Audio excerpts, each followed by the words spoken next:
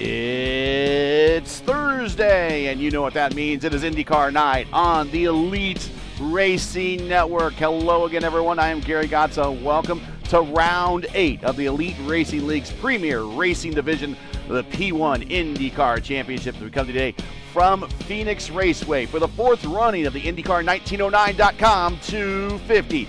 As always, joining me in the booth, as he has all season long, Luis Gonzalez-Nunez. Luis, welcome to Phoenix. A long race ahead of us. It's our last oval race before we get to Indianapolis.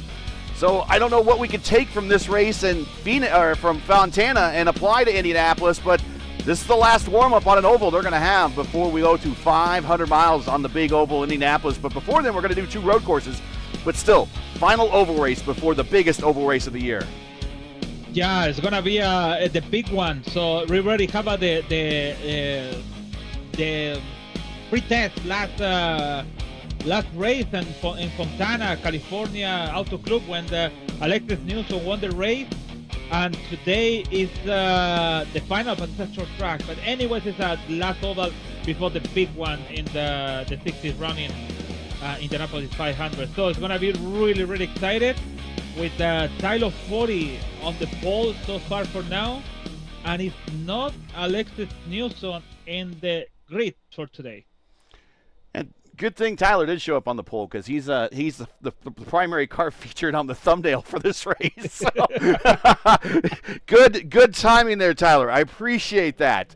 It makes me look very prophetic. Thank you very much. Prophet-like. We are getting ready to go racing and line up here momentarily. And, of course, your pole sitter for tonight's race and the Elite Racing League's pole award goes to Tyler Fody, who is pole award is sponsored by 40 Racewear. Check out their line of made-for-sim racing gloves, shoes, and apparel. Visit them today, 40racewear.com, or click on the link in the stream description. Oh, boy, 250 laps here. It's like a mini marathon, kind of. It really, this is a pretty good warm-up coming to Indianapolis, because it used to be a 200-lap race here back when IndyCar used to come here. And just because the cars are so much faster and the racing goes by so much quicker, those races were done in a heartbeat. Now, 250 laps, this is a little bit more of a marathon here. These guys are going to have to learn patience in a racetrack that's very, very tough to pass on. Yeah, it's going to be really difficult. I already see some practice. Even the qualifying people have some issue, and especially in turn 3 and 4, before the 1 and 2. But I think that's going to be the big issue on this track today here in this beautiful Phoenix Raceway. Well, let's get in tonight's starting grid here from the IndyCar 1909.com 250. Tyler Fody. It's been a while since we've seen Tyler on the front row, or at least on the pole, and he is on the pole today. Right next to him is our points leader, Daniel Faulkingham. The two guys actually in battle directly for the points are right there in the front row. It's going to be interesting to watch that battle unfold over the course of this 250-mile lap and 250-lap race. Then we got Seb Alexander and Chad Frankenfeld on row 2, Triano and Blauman on row 3, Schold and Stanley on row 4, and Wags and Ingrave back on row 5. Holmes and Mixer in row 6. Our Indy 500 champion, Hunter Smith, and Richie Hearn back on row 7. Richie Hearn has raced here in real life back in the old Indy Racing League days. Then we have Weeks and Rexine back on row 8. Hibbs and Gavel, row 9. And primetime John Stellard and Victor Aldrich. A home race for Victor Aldrich. He is from the Phoenix area. He is on row 10. Then we go Heil and Camargo back in 11. Paul, Mini Letters, and Chris Albrecht. A home race for Chris, our Indy 500 pole sitter in row 12. Reblis and Herrick, Stock and Decker, Nixon and Andrew Wood coming deep in the pack back in row 15. Watch these two, Nixon and Wood.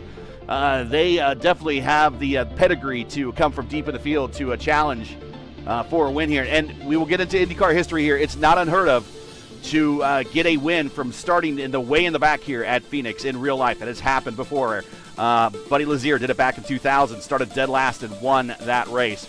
And then we got Clindy and Vandermarl and Shane Coker, the host with the most in the Vote of Indy Oval Series, starting back in row 17. 33 cars Just like Indianapolis, starting here tonight on the 1 mile oval. It's going to get crowded here really quickly once these drivers catch lap traffic. Yeah, to be honest, we still have at the top with the grid in this season. Really proud of all these guys still show up, and the champions is still alive with 40. Daniel, unfortunately, is not here. Alexis, but it's coming the big one soon. Maybe she's gonna be over here in Indianapolis in a couple weeks. There are your driver points. It's Faulkingham, Fody, Stanley, Newsom not in the lineup. Blauman in the lineup. He'll get closer to Alexis if he gets a good finish today. Frankenfeld, Hunter Ingrave, Klindy, Richie Hearn, and Ryan Schold. And your rookie points. Here we go. Daniel Faulkingham, of course, your leader in the points. He's also a rookie. Alexis Newsom second. Micah Mixer in the lineup tonight. He is currently in third. Paul Mini Litters. Bleibel not in the lineup. Stock in the lineup. Greenlee not in the lineup. Durazo not in the lineup. Paz not in the lineup. And Alfieri not in the lineup. So there will be some movement when the rookie order, if some of the rookies further on down creep up. Getting ready to go green as we use the extra lap of the warm-up. And we are stacked up already behind as not a good start for Troiano. Oh my God! I see a 3 wide in between Hunter Smith. 1, 2. Hunter Smith, I think, he have a slow down. He went down to the apron. Now it's a release. So very bad restart. One person make bad restart is bad for everyone on the back. Well, meanwhile, the top 5 or so start to pull away, and Tyler Fody wasting no time. He goes to the point. He knows that he needs to attack now in the points championship. Otherwise, he's not going to gain any ground on Daniel. He gained a lot from last week's race. He cut the lead in half, and now he sees an opportunity. Faulkingham is in second, Seb Alexander third, Chad Frankenfeld back to fourth, and Blauman in fifth. The top 5 kind of all in line. Very tough to pass here at Phoenix. Yeah, always it's difficult, especially in the old time. In the old Phoenix, it's really pray to don't get loose in that time 3 and 4. Now it's 1 and 2. Sorry, 3 and 4. Yeah, 1 and 2 now here. Yeah, sorry. Yeah, 1 and 2. We're looking at 1 and 2 right here, which is the old 3 and 4. And then the old front straight is now the back straight, which we're on right now, watching this battle still unfold, watching Blauman. And then this is turns 3 and 4, which used to be old 1 and 2. And now if I call that side of the racetrack 1 and 2, and I call the big side of the racetrack 3 and 4, you got to forgive me because I'm an IndyCar guy, and that's how I've grown up knowing this track. I'm still not a big fan of what NASCAR did to it. Shame on them. But I think for the IndyCar races, what they should do is put the start-finish line back in the old spot and call turns 1 and 2, 1 and 2, and 3 and 4, and 3 and 4. And for that one race, call it like it used to for 65 other races that have been here, or actually 64 other races prior to this season. That was actually the first time IndyCar was on the new revised configuration when they raced here just a couple of weeks ago when they did the doubleheader with NASCAR. Of course, that race was won by Joseph Newgarden. But 6 of 250 already in the books, and we're watching a battle between Seb Alexander, and Daniel Faulkingham, as Seb is really attacking the rookie right now. Seb Alexander, yeah, looking for all the I went just back and forward to see how is everyone around the track. Everyone is aligned in one line over there. And Seb Alexander is getting close to the rookie but it's not rookie actually, to be honest. In the track, it's like when they call it rookie Scott McLaughlin. But the guy, it wasn't rookie. It was really, like I always just say, it's like Juan Montoya when he came to Indianapolis for the first time, and they called him a rookie, and he was the reigning kart champion. That is true. Somebody on pit, I think. Maybe Mark Rebles on pit road. Yeah. He is coming in for some service. Good thing. You know what? Some people, I saw Rubilas in qualifying. They have a some struggle over there. He started on pit road. He did a lap, but sometimes when you cannot feel the car in the track, I think it's better to pull away and pull out. And maybe I think this is not my track. And yeah, do a little retire. Me, yeah, it is a big field out there. So if you're not feeling it, even though this is a sim, it's all good just to park it. But now Chad Frankenfeld now is joining this battle for second. Actually, the battle for the lead is actually tightened up a little bit as Fody out to a 5/10, but it is kind of stalled there a little bit. And now it is a 3-car battle for second. It's Faulkingham, Seb Alexander, and Chad Frankenfeld down in the picture. Yeah, it's very close. I remember. That's when I have a flashback on the Indy Light Series when it's coming soon actually in Phoenix, and that race, Tyler Fody won the race, and Chad wasn't the leader for a while, but the Bats have an incident with I think with Ethan Stanley on the end of the lap, and Tyler Fody won the race that day, but same starts happening over here. Everyone is in the same line. Everyone tried to read each other, and that's I think Chad is looking for, just looking for the opportunity. I know we know actually it's a long race, but it's just thinking about it. What if maybe 30 to go, we have a better chance to be on the front? Riding with Chad Frankenfield right now. Of course, he's definitely looking forward to Indianapolis coming up here in a couple of weeks. But he is currently sitting 4th on the racetrack right now as the battle for second is kind of stabilized. Look at the different lines they got going through turns 1 and 2. It looks like Faulkingham has decided to go to the bottom, and Seb is about a lane higher, getting a little bit clearer and cleaner air on those front wings. Yeah, we've already figured out by Daniel. He liked to use it's not weird line, but the difficult line we saw in the New Hampshire. Iowa also too was kind of doesn't make sense. But I said Iowa, yeah. Iowa, no, New Hampshire. Sorry, I think about New Hampshire. And Richmond. Sorry, in Richmond. Yes, at Richmond. Also in Richmond, he thinking about it. Why the people? Oh, here's a good run. Here's a big run. Seb taking a peek to the inside. He has reached the attenuator. Faulkingham now he falls back a little bit.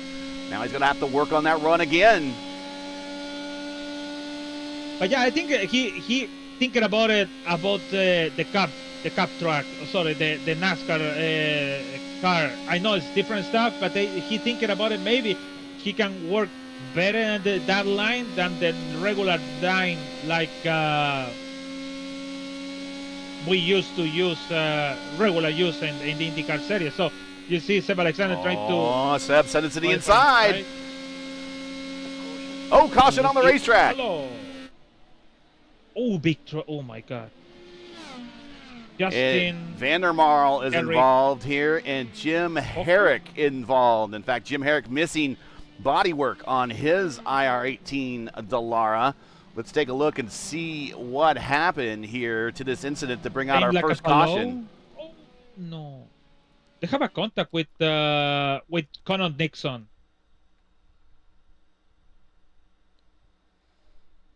And there we see Herrick fighting with Clindy. And let's see what happened. This might have happened in front of them. Oh, Connor Nixon. Okay, so that's Connor in the all-black car. And again, I might have to tell Trading Paints to reload. Ooh, big contact. It is black for me. Oh, it's all black for you too? Okay. Yes. Do you have Richie Hearn in a yellow car as well? Uh-oh.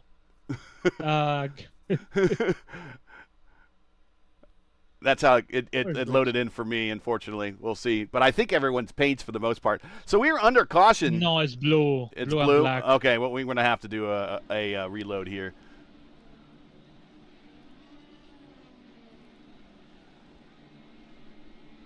As we see a number of cars coming to pit road, watching Jim Herrick on pit road. But Tyler Fody staying out. And this is very interesting. Track position is very important here at Phoenix. And this has been the kind of the case of other races that we've had this season. Track position was very important at New Hampshire. Track position was very important at Rockingham. Reason why those tracks are a little bit different. It's very tough to pass because of the aero wash. Here, you don't necessarily have the aero wash, Lewis. It's just everybody is on the throttle for 90% of the lap. About the only time they lift is right in this part of the track where they're coming right here, which is the old turns 1 and 2, current turns 3 and 4, where it gets narrow down here. It's a slight lift, drop the gear, and then back on the throttle all the way around this racetrack. So you're on the pedal, on the loud pedal, so long around here that everyone is so evenly matched in the same type of car and with the same setup and everything that it's very hard to pass. So track position means an awful lot, even with used tires. Yeah, actually, it's really crazy over here. All the short track, you're thinking with the new tires, it could be a lot of advantage, but it's not. It's really, like you mentioned, here, maybe you're lifting a little bit over here, but you still have in between the 90% of the throttle, full throttle over here, especially on 3 and 4 when you have to pray about the car, don't get it loose, don't use too much the wheel, to don't turn it too much, and the weight jacket also too, and all the stuff. Now they have the hydrate, all the stuff, but it is true. I think it's not a big difference between the tires, because even if you're going for everything, you can lose the car in one click. So it's very difficult here. Green flag. And green flag is out. And we are back. Well, actually, you know what? We got one extra lap here. Sorry. We got to, I'm so used to the new style restart here where the pace car leaves, and actually we get a real style IndyCar restart here out of any track that we come to. But we're still going to do the one lap after the caution, and we'll allow everyone to do that one more time. But this is one of the few racetracks that we can actually do a real IndyCar style restart. And here we go, watching one more time. Tyler Fode, Daniel Faulkingham, Seb Alexander, Chad Frankenfeld, Brian Blauman. Lap 23 coming to lap 24 of 250. Green flag is out.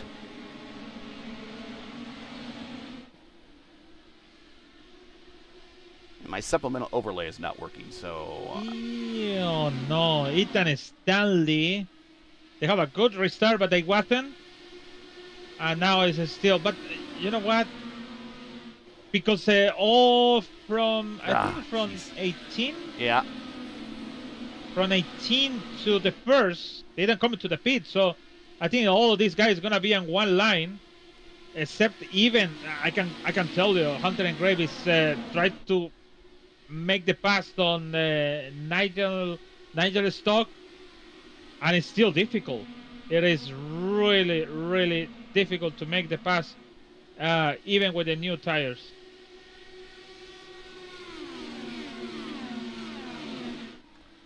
Trying to work on something here. You know what I lost? I lost the race lap. So weird. Is race lap apps not working for you either? Yeah, I just close. It just closed for me. I don't know why. Okay, that's what I'm having problems with. I cannot sign out. So, anyways, at least we have the other one. Yeah, that's what I was having problems with. I was like, why is Race Lab apps not working? So I'm just going to shut her down here. We're back watching this battle. Ethan Stanley, Micah Mixer on the bottom side here. Micah Mixer now racing for that votive team, and I like the white and blue car. I would drive that. That's very reminiscent to what I drove as a reverse livery to when I was on the old Velocity online racing team. I went with the white and blue instead of the blue and white that Julian normally does over there. But I like the white and blue. It reminds me of the Colts jerseys when they wore the white jerseys with the blue lettering. But we're back on the racetrack. Tyler Fode still leading, and Faulkingham getting a little closer after this restart, but still not able to get back up to his attenuator.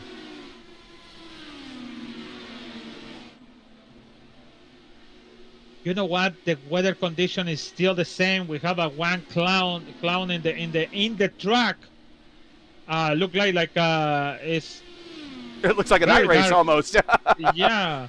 The sun is behind that cloud. Yep. And the track is 86, so good to have the weather condition, because in the race lab we have a rain condition always over there, so that is okay. Trying to show you some close battles on the racetrack. Everyone is just kind of in line right now. Again, just illustrating how tough it is to pass here. Those that did not stop, actually the top 15 has not stopped. And normally I get my supplemental pit information from Race Lab apps, and that is not working for me either. So we're going to do our best. But Hunter Ingrave is the first car on the racetrack that did stop under that caution. Gavin Hibbs is right with him. Trey Holmes did not stop, but he's fell back a couple of positions. Troiano stopped. Clindy stopped. Hunter Smith stopped. Victor Aldred stopped. Kyle stopped. John Stellard stopped. Andrew Wood got some pit road service. Jordan Decker stopped. Shane Coker stopped. Vandermaal stopped because of the act. Oh, Troiano sends it to the inside of Trey Holmes. Whoa. Oh. Whoa. Wait, let me figure out if he say what I think. So Trey Holmes said to Troiano, at least you should be buying me.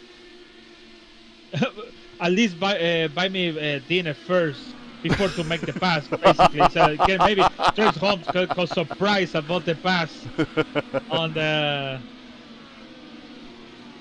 funny thing.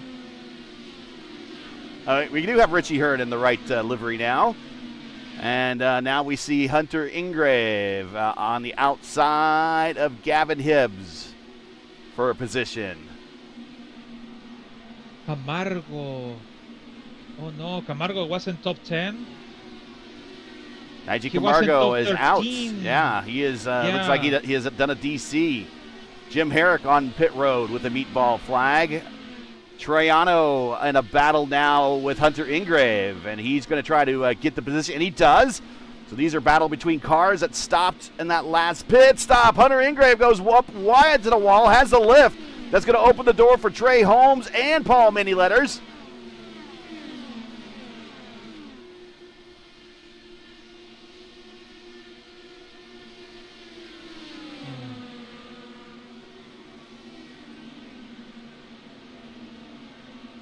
I think Hunter Ingrave is coming to pitting, so I think he have a damage or something. Yeah, Hunter Ingrave coming to pit road, unscheduled stop. He came in earlier, and he is going to get his car looked at and might have banged up against the wall and got some damage. Oh, there is. They have a contact in the wall, and I think they have some contact with Chris Aldrich, but it's about him. He made a mistake because he went too close to Chris Aldrich in turn 3 and 4. Micah Mixer. 2 laps ago. Micah Mixer blinked out and came back. I thought he dropped all of a sudden. But that's going to be bad for Hunter Ingrave. He's up in the top 10 in points. He's had himself a pretty decent season. Unfortunately, the last couple of races has been marred by a DC while leading at Long Beach. What a weird damage he have. It's no damage. It's just he have a small touch. Even he lose the front wing. It was just that and hit a little bit of the wall, and that's it.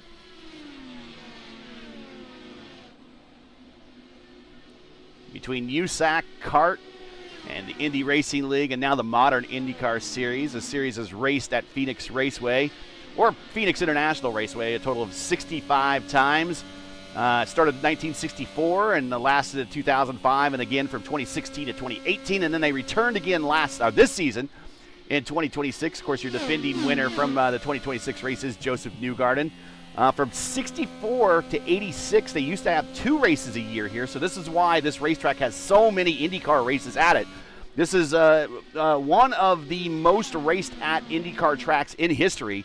It is ranked right up there with Indianapolis, Milwaukee, Phoenix, and it's right there. This is one of the big 3 or 4 racetracks that IndyCar, you could always guarantee it showing up on the schedule, and it was a big loss that it wasn't on the schedule anymore, and it's good to have it back. The IndyCar track record here, Elio Castroneves, 194.9, set in 2017 with the DW12 and that big aero, the manufacturer aero packages, lots of downforce. Most career wins here at Phoenix, Allenser Sr. with 5, Gordon Johncock with 5, Mario, Bobby, Johnny. Those are the only names I have to tell you because you know their last names. They're all legends. AJ, Tom Sneva, they each have 4. Rick Mears with 3. Tony Kanaan, Sam Hornish, Ari Leindyke, Lloyd Ruby, Bobby Rahal, and now Joseph Newgarden with 2. I don't get to see Lloyd Ruby very often.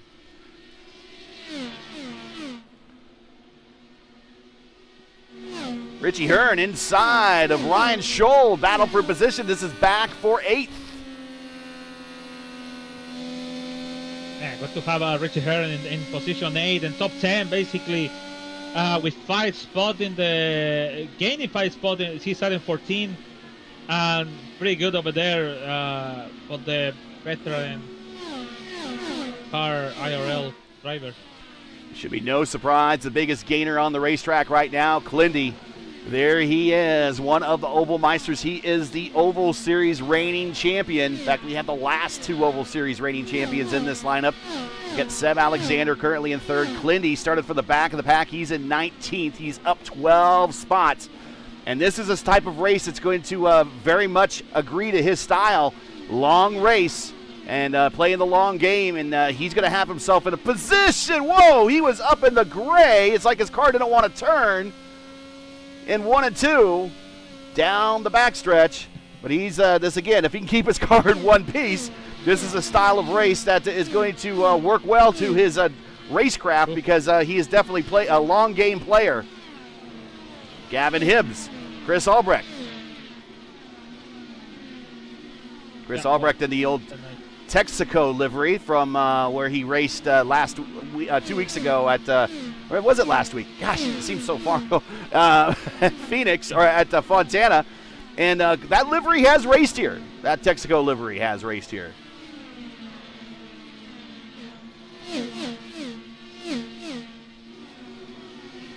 Here's Troiano.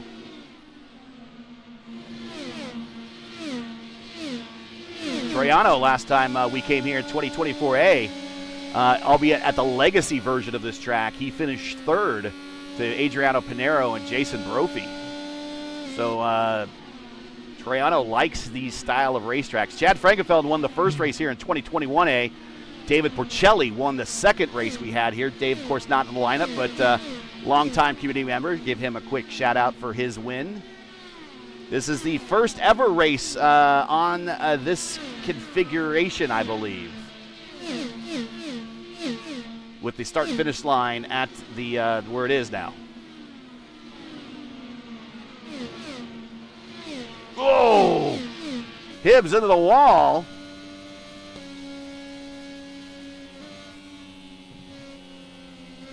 Riding with Albrecht. Go ahead. No, I just say follow the same. What do you follow? Albrecht up into the gray, into the wall. He gets edged up the racetrack, but he keeps it underneath him. And now it's going to open the door to Trey Holmes. Hunter Ingrave right behind this battle. He's back on the racetrack. Look like Albrecht is loose or on net code in between, but it's loose and the entry on the corner. Yeah, and look at that big run that Trey Holmes gets. Albrecht, yeah, the tires might be used up. Albrecht did not pit. So a lot of these drivers are now out there and coming up on their 60th lap on these tires.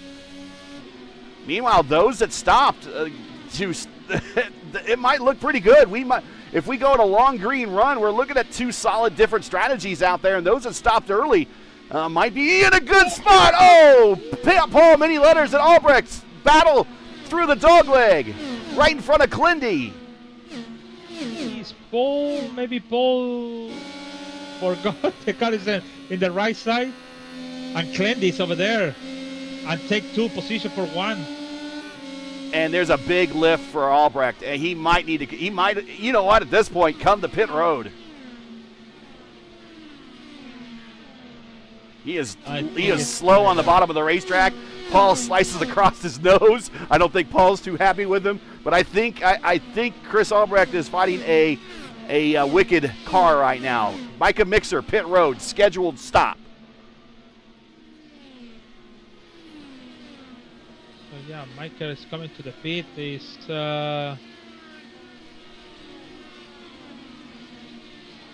58. I have to write it down because I'm gonna lose the number. But 58, he did the first one. So very impressive. Still out there, Tyler Fode, beginning his 60th lap. And here comes Micah Mixer out in front of him. Micah Mixer will be down one lap right now. And we will see how well these new tires that Mixer has will hold himself out in front of Tyler Fode. Both very, very crafty in these cars. Now, Tyler maybe just wants a chance to draft behind him and maybe extend this run just a little bit. Tyler the whole time has been in clean air.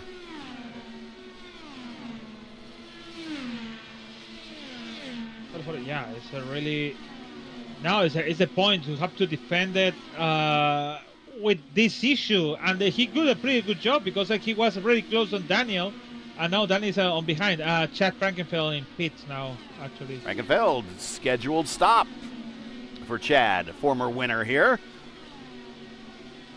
Coming down pit road, looking for his stall. And because they have pit road rules here in this league, you can't cut the corner like you can in Indy Oval. You can ride through the pit stalls and make your time on pit road a little quicker. You have to stay in the pit road lanes and cut down when you get to your stall. So down and away. But now we see Tyler Fode still behind Micah Mixer. Daniel Faulkingham's about a second and a tenth back, so hasn't quite broken that draft envelope Fode has. Seb Alexander is in third, and he's coming to pit road right now. Scheduled stop for the two-time winner in the Elite Racing League.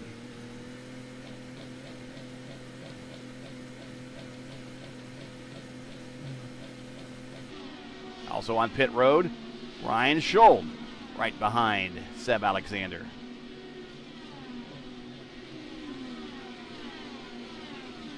Do you remember the pit limit in the real race at Phoenix? They said something very high. It was, I know back in 2000, and I got this written down in my notes because I was watching before the Here Comes Tyler Fode scheduled stop. Before they had the real IndyCar race this year, the IndyCar channel did a kind of a Phoenix marathon on their on the YouTube channel. And I watched the old 2000 race, and the 2000 race, that's the one that Buddy Lazier won in the Riley and Scott chassis. The only win for the Riley and Scott chassis. He started dead last in the lineup that year and won that race. They said during pit stops, when one of the cars was coming to pit road, I think it was Al Unser Jr., they said 60 miles per hour. And I wrote that down saying, I got to remember that because that number is very high for this racetrack. Typically, we don't see 60 mile per hour for pit road speed limits like other than maybe Indianapolis, right? Or maybe Pocono, right? Here in the sim, it's 45 miles an hour. Yeah, I think they said something about 50 or 60 that day.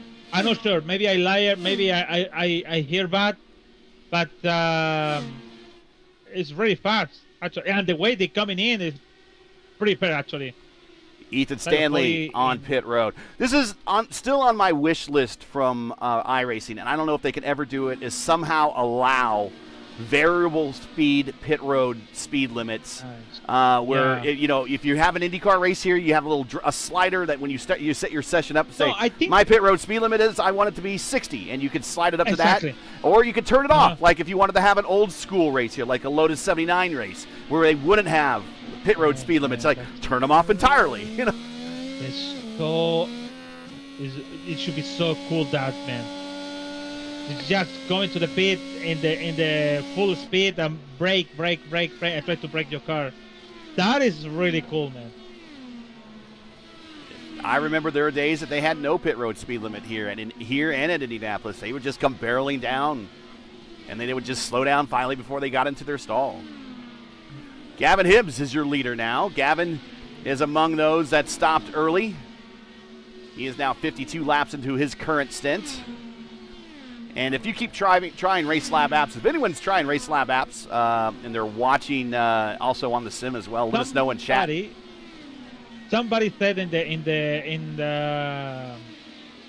in the Discord said is down. Now is, I guess, it's up. So yeah, now it's up, but you have to log in for your account. All right, we'll see. I think it's up. Yeah, it's up now. Yes. All right, hold on. Let me bring up the B. But yeah, I think in between you do that, so it should be so cool, to be honest, to have that style, because it makes you more difficult to come into the pit, more difficult to find out the points. The Lotus is not breaking, man.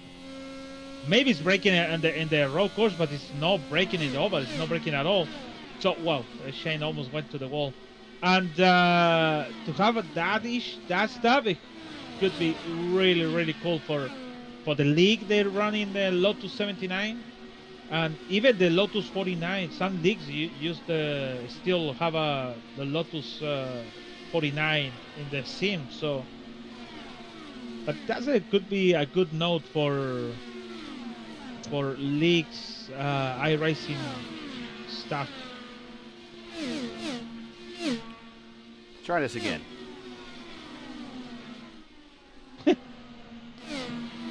There we go.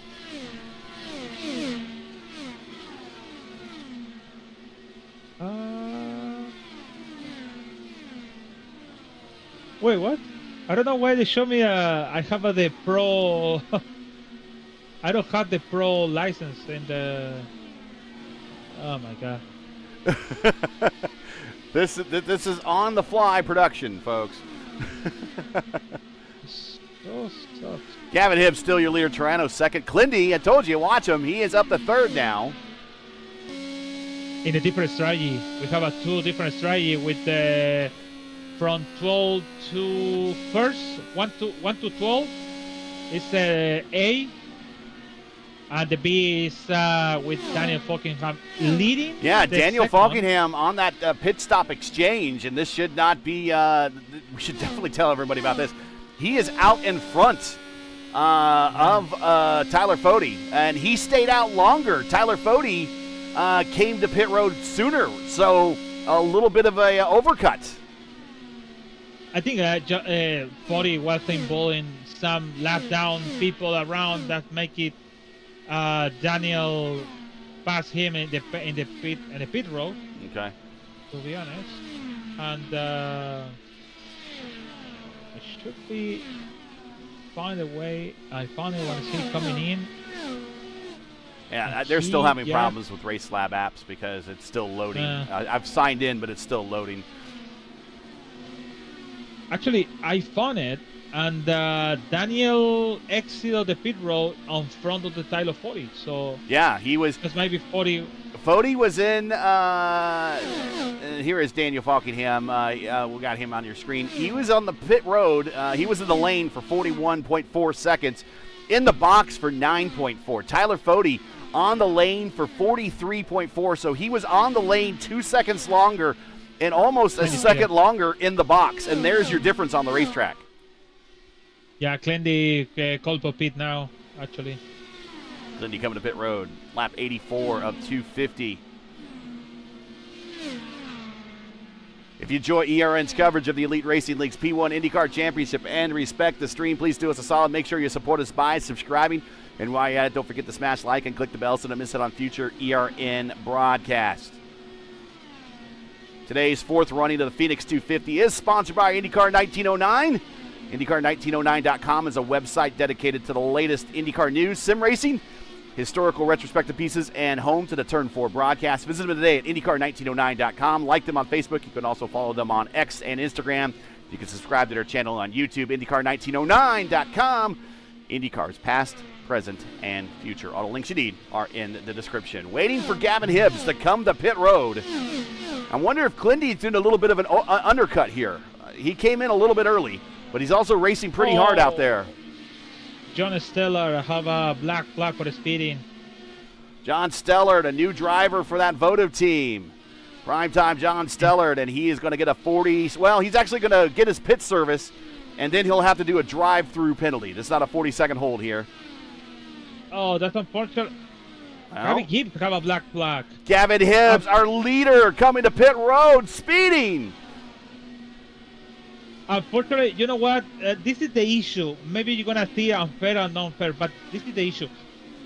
The guy have the black flag not to announce to race control, I have a black flag and I have a clear, and then they have the second one. But I think John didn't. They didn't. No, he might not have known that rule, and that's what Hibbs is able to execute. Meanwhile, unfortunately, John Stellard is going to have to serve that hold. Oh, that's sucks. So now we have our back to the, I guess you call it the B, I call it the A, because these are the guys that stayed out the longest. This is the A group, I guess. This is the group that stayed out during the first caution. And they have now picked back up the lead. It is Daniel Faulkingham, your leader, by 2.1 seconds over Tyler Fody. And that difference you see right there on the racetrack is pretty much the difference you saw on pit road. So Faulkingham attacked pit road very hard, got on it and off it very quickly. Tyler didn't attack it as hard. Maybe it was in his interest to take it a little bit easier. Later in the race he can attack it harder, but he decided to take it easy just to avoid the penalty. And he's not going to have a speeding penalty, but he has himself a 2.5 second penalty trying to chase down now our new leader and our points leader, Daniel Faulkingham. That's the issue. So 40 came to the pit with 1 point something seconds. And he's now 2.7 behind on Daniel. So you mentioned that about the box and line, and in between these two stuff, he loses 2.3 or 2.4 seconds in between the crossing the entire pit road, and also Caution. Paul many letters stuck in the wall. We'll see what happened here with Paul many letters, and then we'll get a quick word in from some of our sponsors. But, Hunter Smith. Hunter Smith, who was actually inherited the lead for a little bit. Teammate. This is teammates. Oh my gosh, the teammate prime directive has been violated again. And Paul many letters into the wall, and that is day done for Paul. They're racing too close, man. I think Paul have it's like a Alex Palou incident. Yeah. But too close to the wall. Ugh. All right, so we're going to get a quick word in from our sponsors. Don't go anywhere.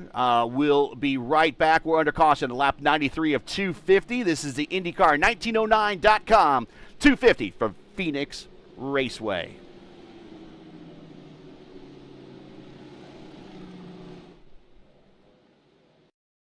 Right now at Tom Bolin Ford, we're offering X-Plan pricing for everyone. Yes, you heard me right, everyone. That means every customer can take advantage of special pricing normally reserved for employees of Ford partner companies. And all you have to do is walk through the door at Tom Bolin Ford. And it gets even better. Also receive a Bolin lifetime powertrain warranty, giving you long-term confidence for the miles ahead. Unbeatable pricing, lifetime protection, and a huge selection waiting for you right now. Only at Tom Bolin Ford in Hannibal. Heck of a deal, ain't it? Racing isn't easy, but experiencing it is. iRacing puts you in the driver's seat with the industry's leading sim racing game. Drive on laser scan replicas of the greatest racing circuits from around the world. Go head to head against other drivers chosen by skill-based matchmaking to ensure competitive racing at every level. Compete across all your favorite series. In officially licensed cars, engineered to deliver the most accurate driving experience possible.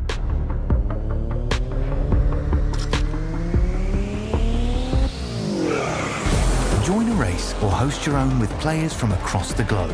Race against the computer or in a league with friends. Feel the thrill behind the wheel. Blue Egg Marketing. Rev up your business with Blue Egg, your marketing pit crew. Turbocharge your lead generation with experienced drivers that can navigate the competitive track to connecting with your customers. With Blue Egg, you're always in the pole position, leading your brand towards victory lane.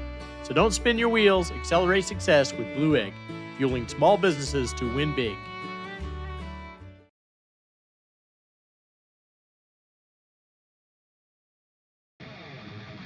The Lucas Oil School of Racing. Simply stated, we are the professional ranks where the quality of the equipment often dictates the outcomes, and all of our cars are designed to perform and race as close as humanly possible. None of our competitors will have an advantage from engineering tactics. Rather, you will compete on a completely level field with a score of immensely talented up-and-coming drivers, all pushing each other to reach their new heights in their respective pursuit of becoming a professional race car driver. Every year, our top-performing graduates move on to the professional racing ladders of IndyCar, F1, and IMSA. Whether drivers compete in 1 or 2 seasons of our series, when they are ready to move on, they are ready to move. The training you receive in our school is an unmatched, unforgettable, first-class education combining the very best racing instruction and education. Green flag is out, and we are back underway here at Phoenix after a mid-race caution, lap 97 at 250. Your leader, Daniel Faulkingham, Tyler Fode, Brian Blauman, Eric Troiano, and Clindy, your top 5. All those guys, all those drivers opted to stay out and go for that track position. And you're going to see some names in the ticker here that I told you to watch out for. Wood and Nixon, they have made their way into the top 10, and they have opted for track position. So we see a lot of people out there gambling right now. Clindy up 26, Andrew Wood up 24, Shane Coker up 26, Connor Nixon up 19. Yeah, pretty intense. Also, Connor Dixon, you said 20. Yeah, pretty intense. The battle in Richie Hearn with the new tires over there. I think he is third in the new strategy B, actually. Strategy B. Without counting, yeah, the strategy B. But it's going. It's a lot of cars on front. All of these guys. It's included the lap downs and everything. So look like Richie Hearn is in in 20th something position on the back, but no, it's yeah, he's in 11th. Yeah, it's 11th. In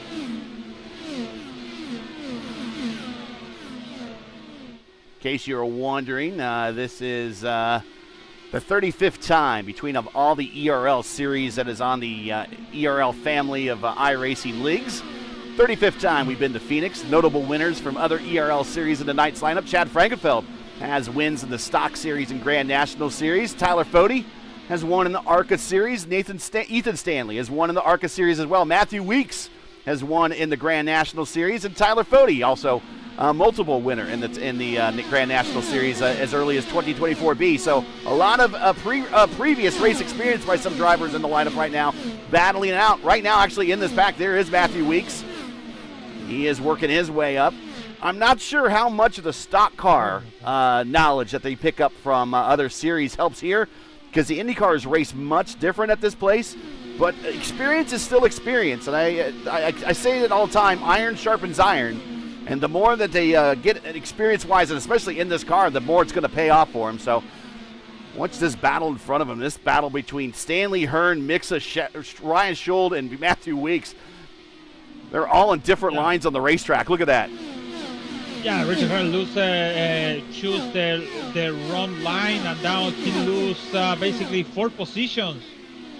He was close to Connor Nixon over there, and then he gonna lose one more with Ryan Schuld over there, and maybe another one with Matthew Weeks. So, oh yeah, Weeks goes on the high side. I think Richie might have cracked the throttle a little bit to allow the car to settle down, and that allows him to get back in line. But Richie goes from 11th to 15th in a blink of an eye, but not done yet. Matthew Weeks looking underneath Ryan Schuld.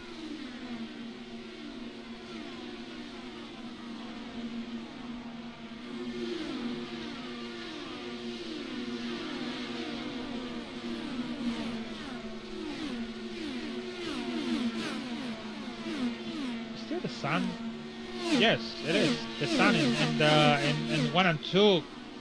Just in the back straight, put it in the sun in your eyes is pretty difficult, to be honest. I know it's let's watch. Let's ride from the perspective of Andrew Wood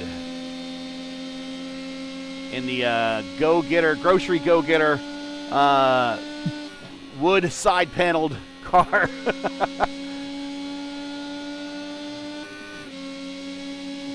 Like taking the old family station wagon out for a trip. And watch us going into turns 3 and 4. To the inside of Hibbs there. Look at that sun. And it's like a little strobe effect. Now we get later into this race. Actually, at this point, if we keep going this at this pace, I don't think we'll make it to the darkness, but we're getting pretty close. We'll see. Wow.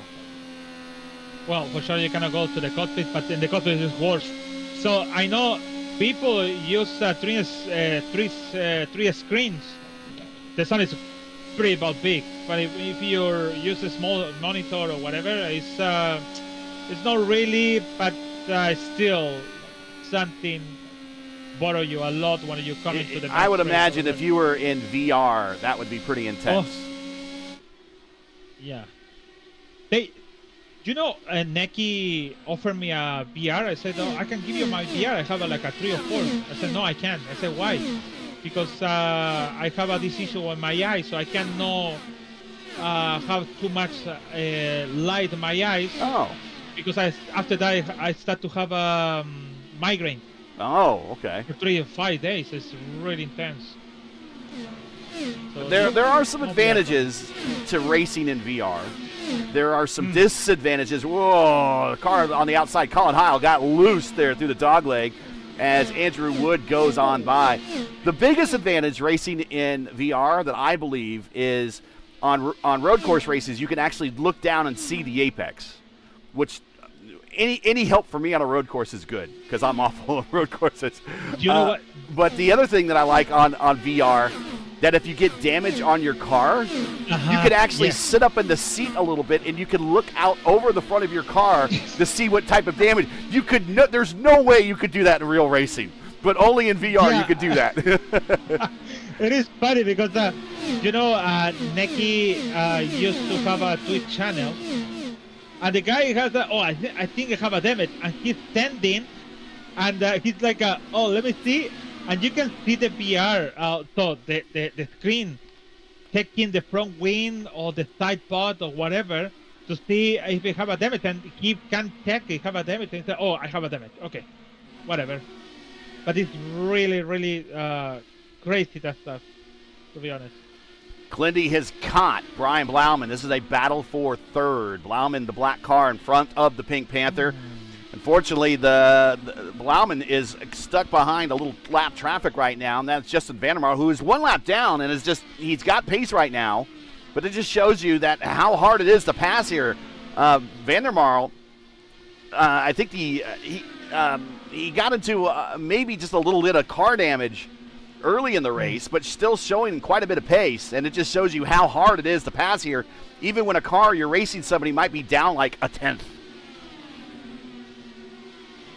Yeah, it's not the same. All the short track, which short track he cannot be that issue. Maybe Iowa could be not. Whoa! Walk a little bit. Troiano, almost a repeat of Brina's VK in Palou.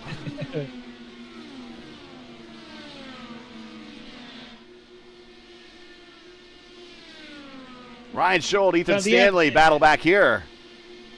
But on the end, it's really difficult. It's no matter how much tire you have. Maybe you have 1 or 2 laps to make maybe crazy laps or make crazy pass, sorry. And then that's it. And then you have to wait for the mistake of the car on the front. Oh, Ryan Scholl makes it looks like a fairly easy pass on Ethan Stanley. Ethan fights out on the high side, coming back. If Ryan wanted to, he could have slid up and give him the dirty air, and he did not. Very gentlemanly racecraft there. And look at Stanley giving him plenty of room. Oh, here comes Micah Mixer taking it 3 wide after the dog leg. Oh, it's going high. Okay. No, Richard. Oh, my God. Richard Hearn. He thought he had the windows open, and Mixer closed the door. He almost have a contact over there.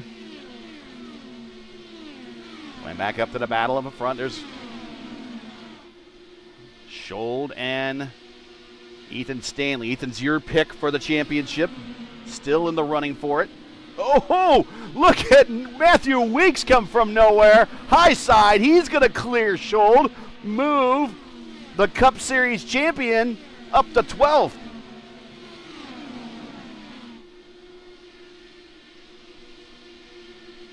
Oh, they're getting close.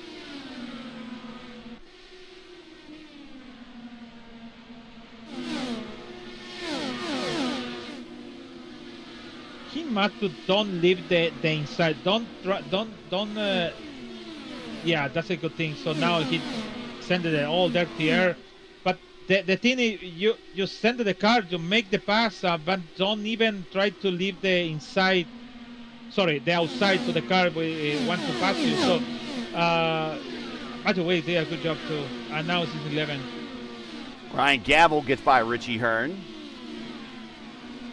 So Richie back to 16th. Meanwhile, up front, Daniel Faulkingham still leads 1.4 seconds, now 1.3 seconds over Tyler Fode. It's close.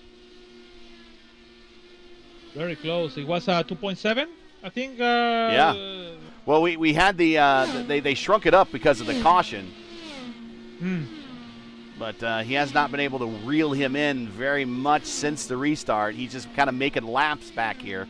This is not going to do. Tyler needs to actually finish ahead of Faulkingham if he hopes to gain on him in the standings again, like he did at our last race at Fontana. And if he can't do that, then he's going to run out of opportunities. This is round 8. Here is the season schedule remaining that we have. Phoenix, then we go to St. Petersburg for the first time, then the Indianapolis road course, back-to-back road course races. Then we go qualified at Indy, then the Indy 500, and then we wrap up at Worldwide Technology Raceway. So after today, Lewis, we only have 4 races left, 2 road courses and 2 ovals. Well, 40 and Daniel, very specialist in both of them.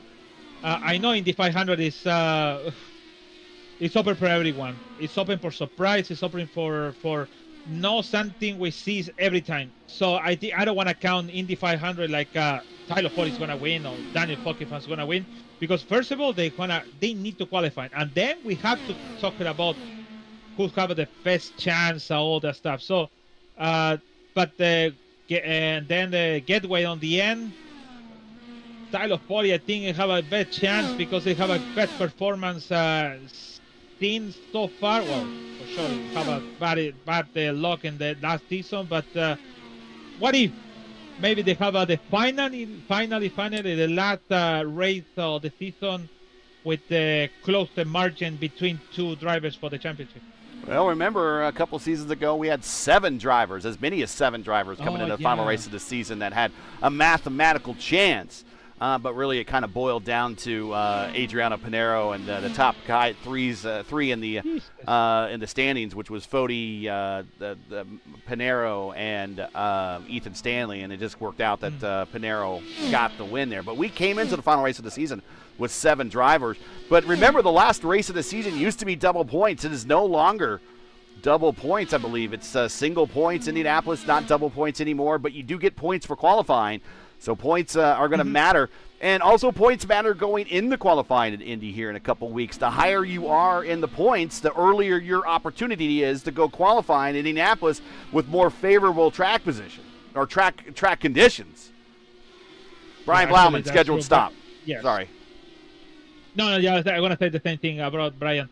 So the point for the qualifying is 1 to 12. So the first one have a 12, and then the last one have a 1, basically. So that's a very important point. It could be after Indy 500, and it could be Tyler 41 too, because it's 19 behind. Every single point is counting on the end of the race.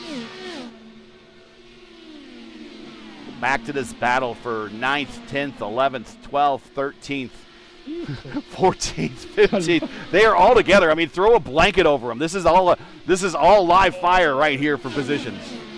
Yeah, they're very close. They are hard for Ethan Stanley goes back to 12th now. Ryan Schold goes around him. Daniel Faulkingham to the pits coming now. Faulkingham to pit road. Tyler Fode, scheduled stop. So let's see if Tyler Fode can sneak up on him a little bit. Whoa. Nice. You see Tyler Fode. Nice job. 6 tenths, 5 tenths, 6 tenths is different now between each other. Yeah, let's watch this as they come to pit road. Watch Tyler Fode here from this aerial cam. And you're going to all of a sudden, as he gets close to those cones, watch him eat up that Oreo car. And look at that. Now all of a sudden they're in the same picture. Don't miss. Yes.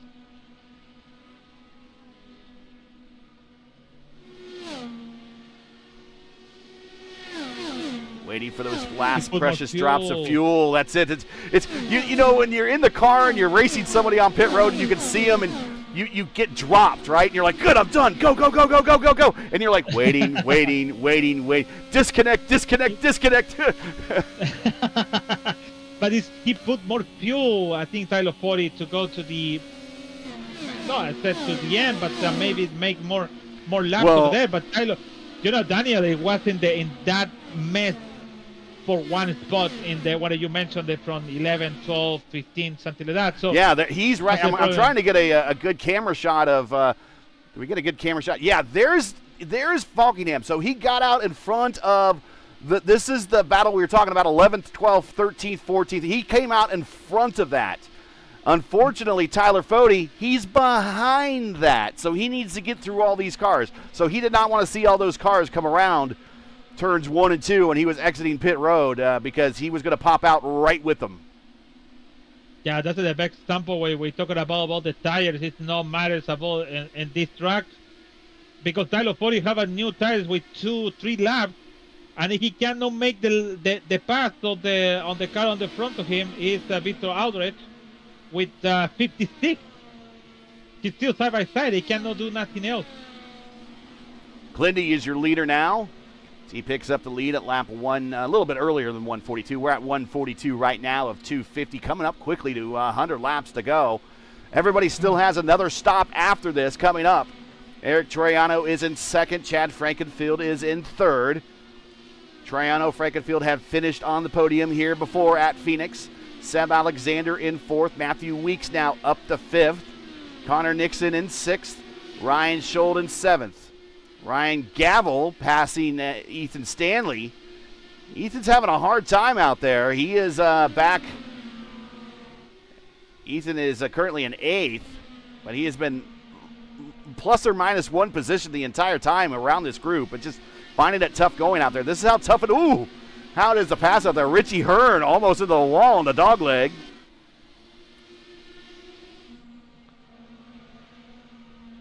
Micah Mixer coming off a pit. Actually, he's hitting to a stall right now. He left the top 10.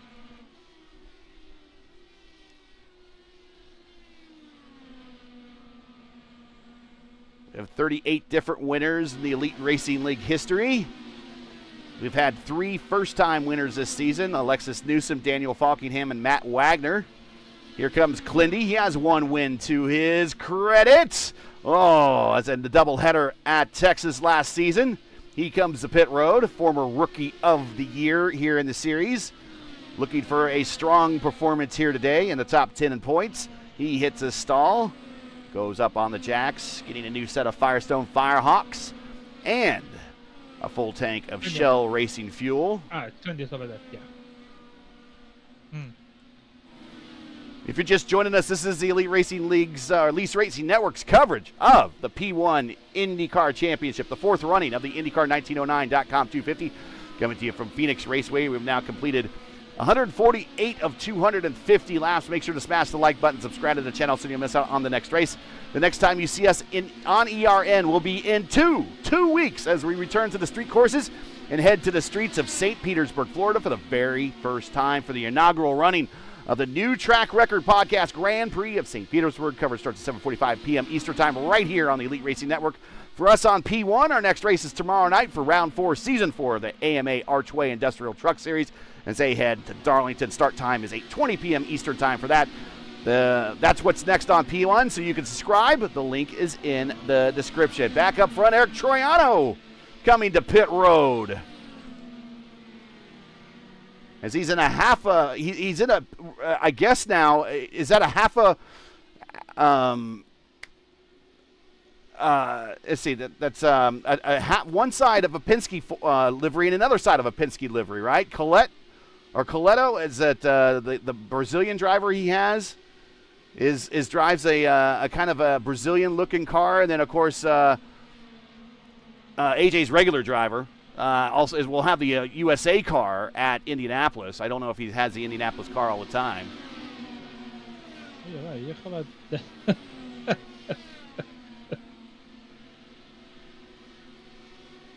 Back up front, it is Chad Frankenfeld. Your leader now by 2.9 seconds over Seb Alexander. So Chad stretching it out right now. Chad is about 58 laps into his stint. Chad called it to the pit now soon. It's coming now actually.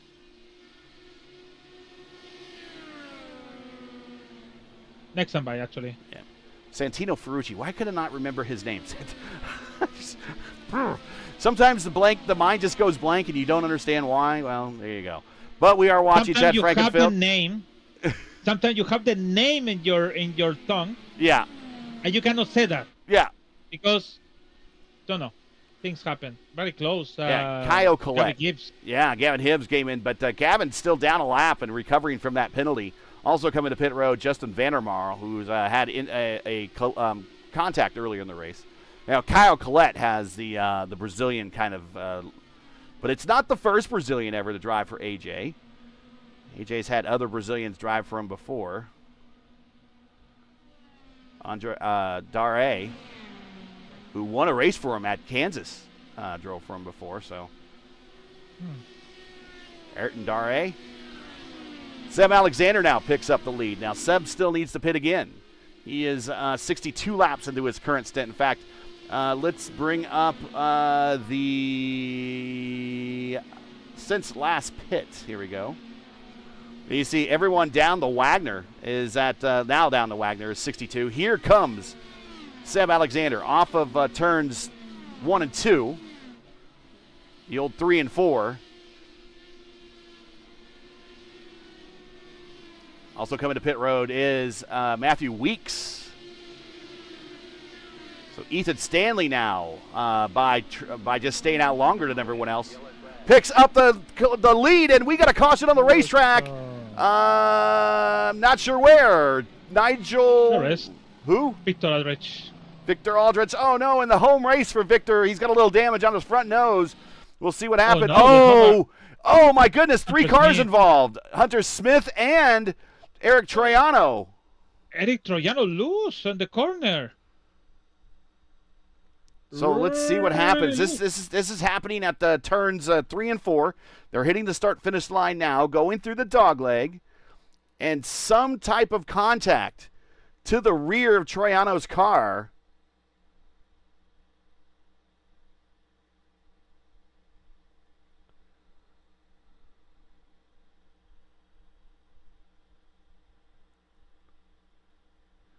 Oh, Troiano just gets loose off the corner. Oh, no. This is, just a total racing deal. Total racing deal.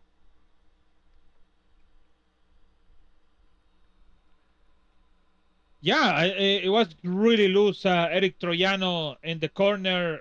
I think he want to cut to the car on the behind and then coming all this incident. We're going to ride with Hunter Smith, and it just kind of unfolded in front of Hunter.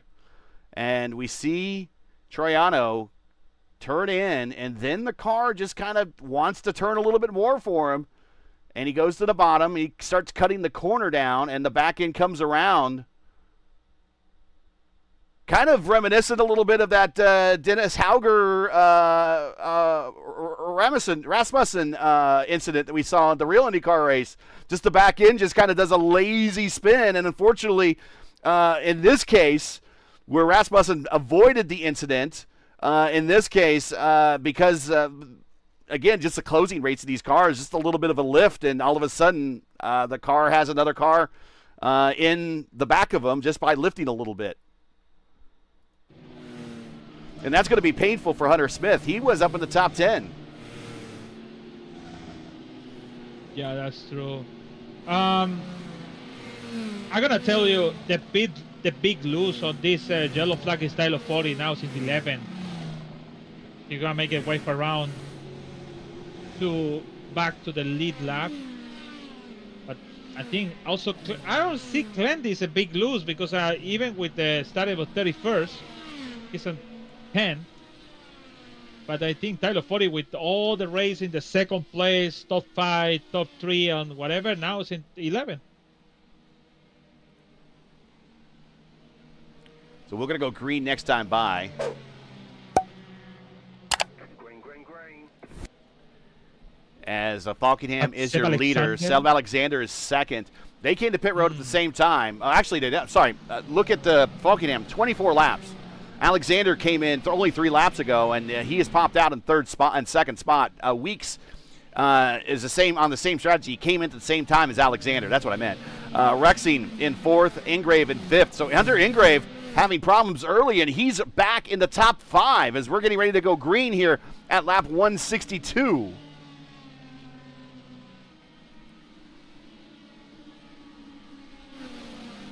Yeah, Seb Alexander, big chance, man. Big chance. Green flag is out, and we're back at it here at Phoenix.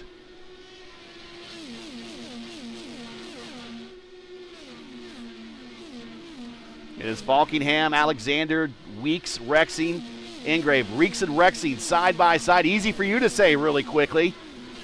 They are side by side in turns 3 and 4. Weeks up top. He will secure that position. Rexing now back to 4th. So this really shook up the field because we did it right in the middle of pit stops. Yeah, very weird what's happened over here because Daniel is first with 26 and 16, and Tyler 40 is 11 on 26. I think Tyler 40 lose so much time in that group. And once again, mention again, it's not because you have a new tires you can make the pass for all these guys. You have to work in a lot to make the pass in this track. Tyler Fode, he's around Wags. Wags back a couple spots. Fode now up to 10th. Clendy in 9th. Fode on the high side of primetime John Stellard. John Stellard had a penalty early in the race. He is now racing still at 1 lap down.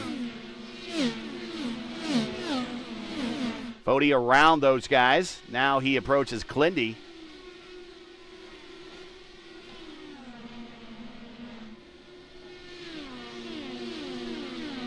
Meanwhile, back up front, it is Faulkingham, Alexander, Weeks, Rexing, and Hunter Ingrave.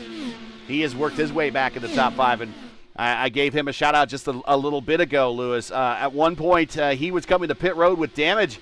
He was down multiple laps, and now he's back on the lead lap at 5th spot. Talk about the sun shining on you when the time's right.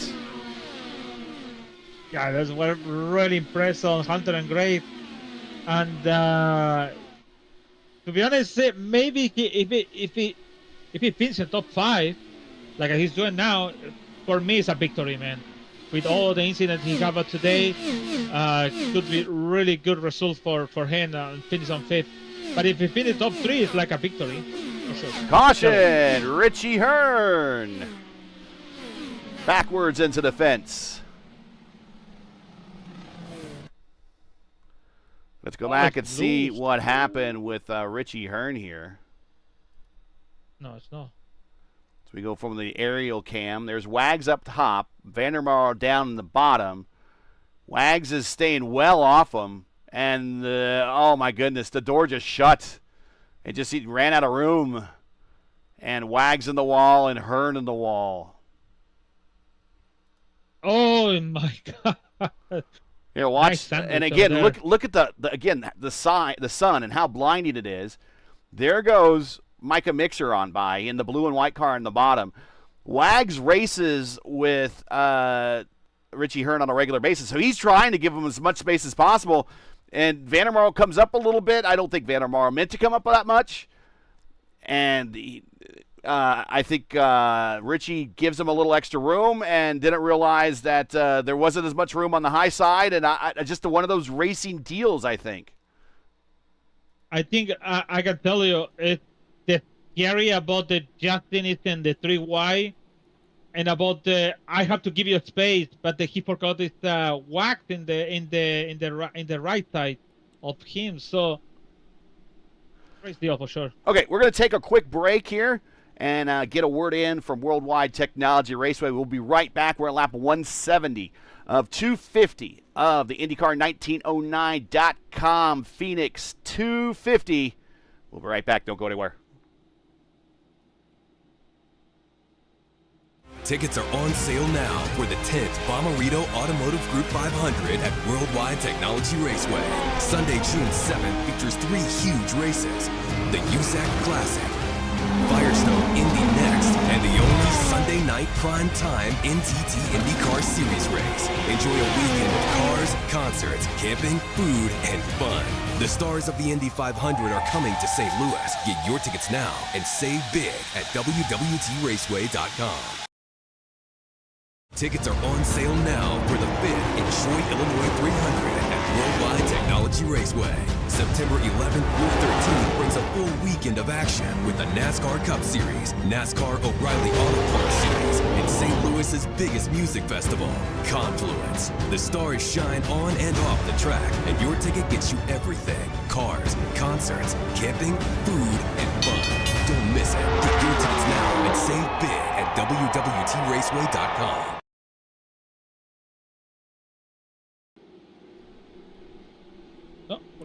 We are back as we are getting ready to go green next time by Daniel Faulkingham is your leader. Now, with this quick caution that we had after our previous caution, let's take a look at the stint time out there. Daniel decided not to come in, so he is stretching this run to make his last stop, his absolute final stop.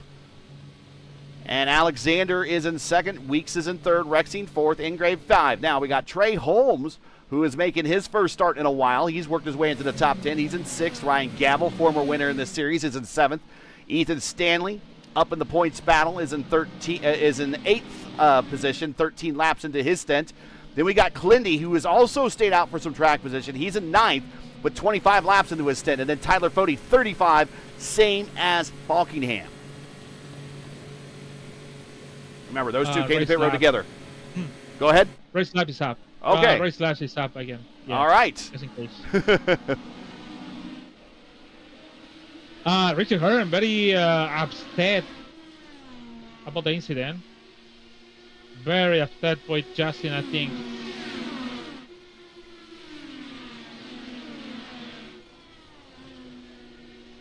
He just said, I processed for dive bomb. So maybe...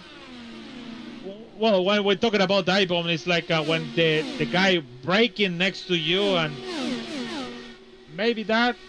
But it's a race deal with wax and the right side. That's what I think in my perception. So race control give you a decision, and it's different about that. So they give you Richard Hearn the penalty. Oh. But I don't know. Okay, we have supplemental timing and scoring up now.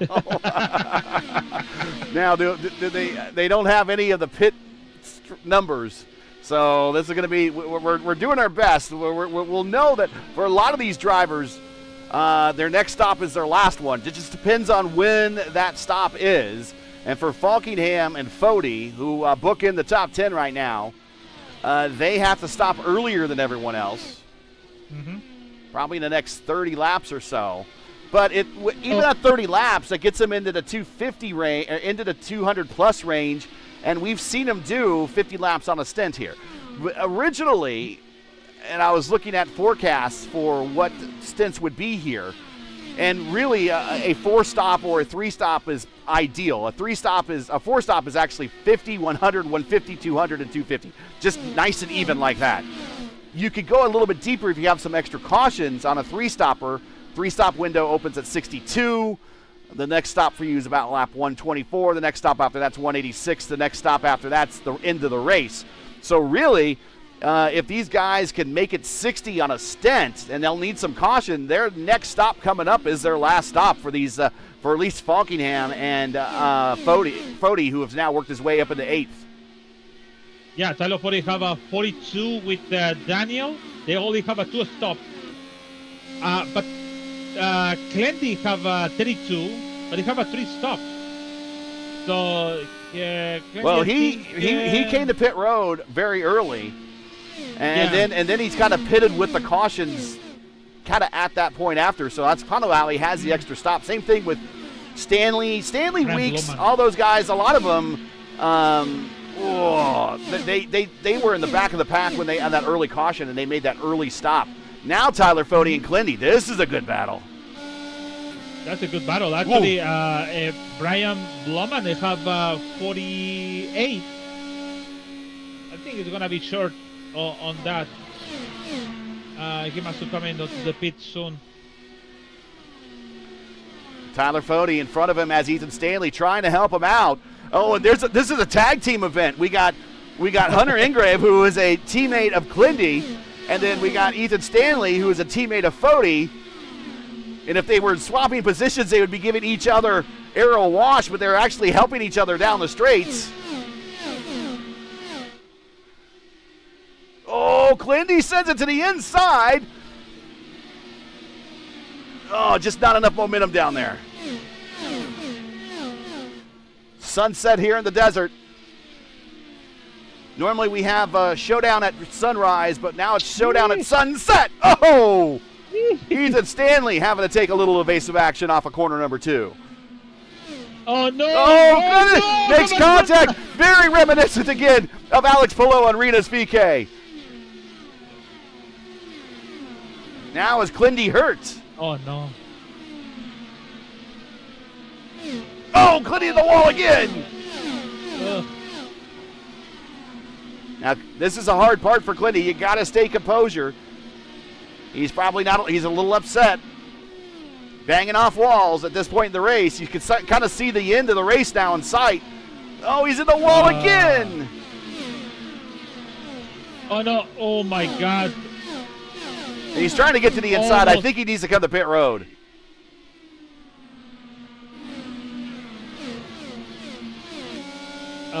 Clendy not happy. Clendy not happy with the Ethan Stanley, and I think race control. Well, somebody told to race control you have to check it, because I think it's not nice. I don't know what to say, to be honest. If I said race deal, it's like don't know, because Clendy have the inside.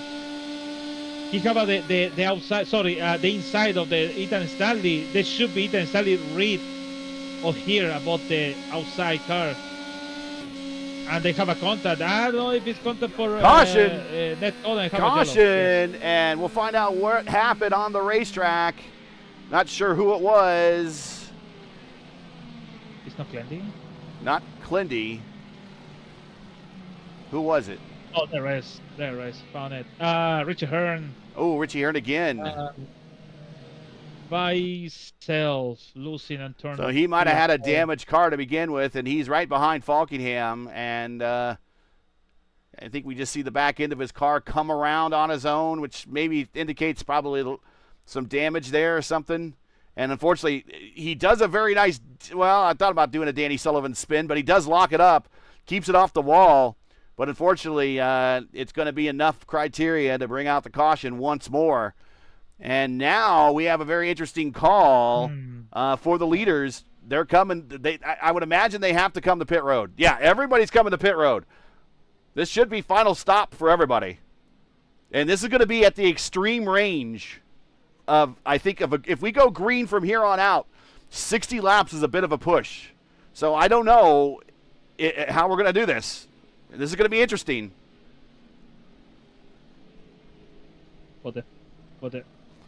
We've seen 60 laps on a stint, but there was caution involved.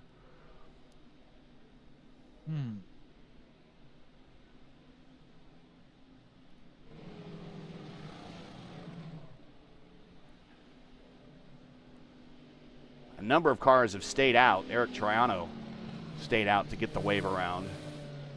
Also out there, we have Heil and Justin Vandermarl and Hibbs. So a lot of the Little Eagle guys that were down a lap, they're opting to stay out and try to get the wave around, and they would actually rejoin the tail end of the lead lap. Problem is, for these guys, they are going to. We'll see when they reset here. They're going to have some laps on their tire. Hibbs 35, Vandermarl 35, Heil 18. So he's in the best condition there. But they'll all rejoin the back end of the lead lap. Triano 19 laps since his last stop.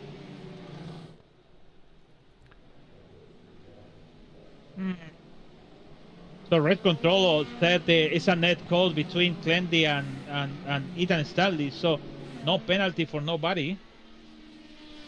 Tough call. Yeah. I mean, I tell you what, being race control is a thankless it is difficult, job. Well, after this race, if you like what you see, this is the site of IndyCar's biggest upset win. When Jim Guthrie beat Tony Stewart here back in 1997. Robbie Gordon got his only IndyCar win here back in 1995. Those are two races to go back and watch. That 2000 race with Buddy Lazier started last on the grid, the only win for Riley and Scott. Some notable races have happened here at Phoenix in the past. Go check them out. They're all on YouTube. Immediately following our race. Getting ready to go green next time by. We're at lap 192, but we'll go green at lap 193. What do you think, Lewis?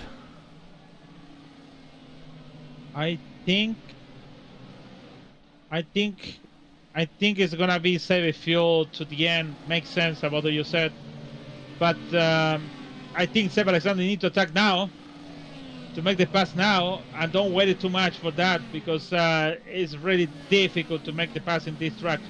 And if it's a yellow flag in between, we are short time, man. It is the Swede versus the man from Maine. Here we go. Oh. Green flag is out. And let's not forget Matthew Weeks, the US 500 winner from a couple seasons ago, and he's taking a look to the inside of Seb Alexander. Getting close. It was close. I think Matthew Weeks have a good pace in the track. Maybe. What if? Riding with Jared Rexing.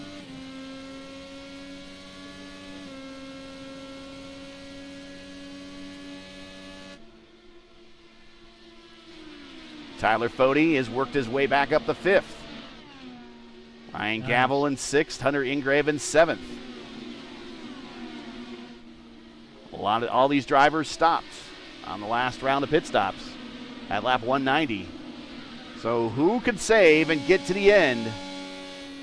Tyler Fode to the inside of Jared Rexing for position. He sends it to the inside, slides up, and he gets the position. Tyler Fode now up the 4th. The man on the move. And that might have been, I want to say, I could be wrong here. Let me look at the basic here. Tyler Fode, yeah, he's a Lake Norman. Yeah, Jared Rexing, Lake Norman. So that's a battle between teammates. Jared Rexing on kind of a, not a full schedule, whereas Tyler Fode in the battle for the points. So that could have been a team orders thing. And again, nothing wrong with that. Nothing wrong with that. Some people don't like team orders. I'm all right with it. You got Hunter Ingrave using the high side. You have to be all right if you're not fast. But if you have the same conditions, it's not right. You have to pass me in the track, not by order. What do you mean it's That's not what right? I always say. Sometimes, if you have the same performance and really the same time. What if Jared told him on the radio, coming down in the corner, I'm going to crack the throttle, pass me? Is that not right? That's okay. Okay. But if both of them have the same performance at the same time and at the same pace, it's like, wait, but I faster than you, but you're faster for a couple laps, and now I'm faster than you, but the next lap I am faster again. So it's like okay, wait, how's it gonna be over here? So with fighting over here or what? It's something like that. But on the other point is Tyler Ford is vital for the championship. So I think it makes sense in that point. But I'm talking about performance. So Micah Mixer to the inside of Chad Frankenfield. Yeah, I just saw that as a driver that wasn't running a full schedule, racing a driver that's on their team that is looking for, a handful of extra points. Blowing sends it to the inside of Frankenfield. Oh, now they're going to drag race down the backstretch. So I wouldn't have been surprised at all if they just said team orders, lit them on by.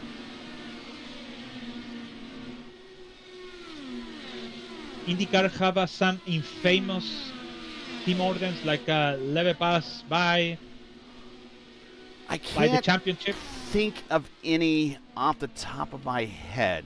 I can tell you many Formula One. Oh, we have many Formula. Yeah. I do know that that Little Al was completely blocking for his dad in 1983 for the win of the Indy 500. He was blocking.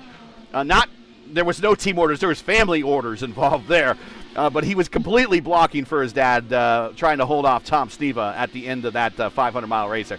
That is definitely one I could think, but that's more of a family thing. I know Mario in 91, quote-unquote, had an engine issue and stalled the car, which brought a late caution that allowed Michael to get back to the back of Rick Mears to do a late race shootout there.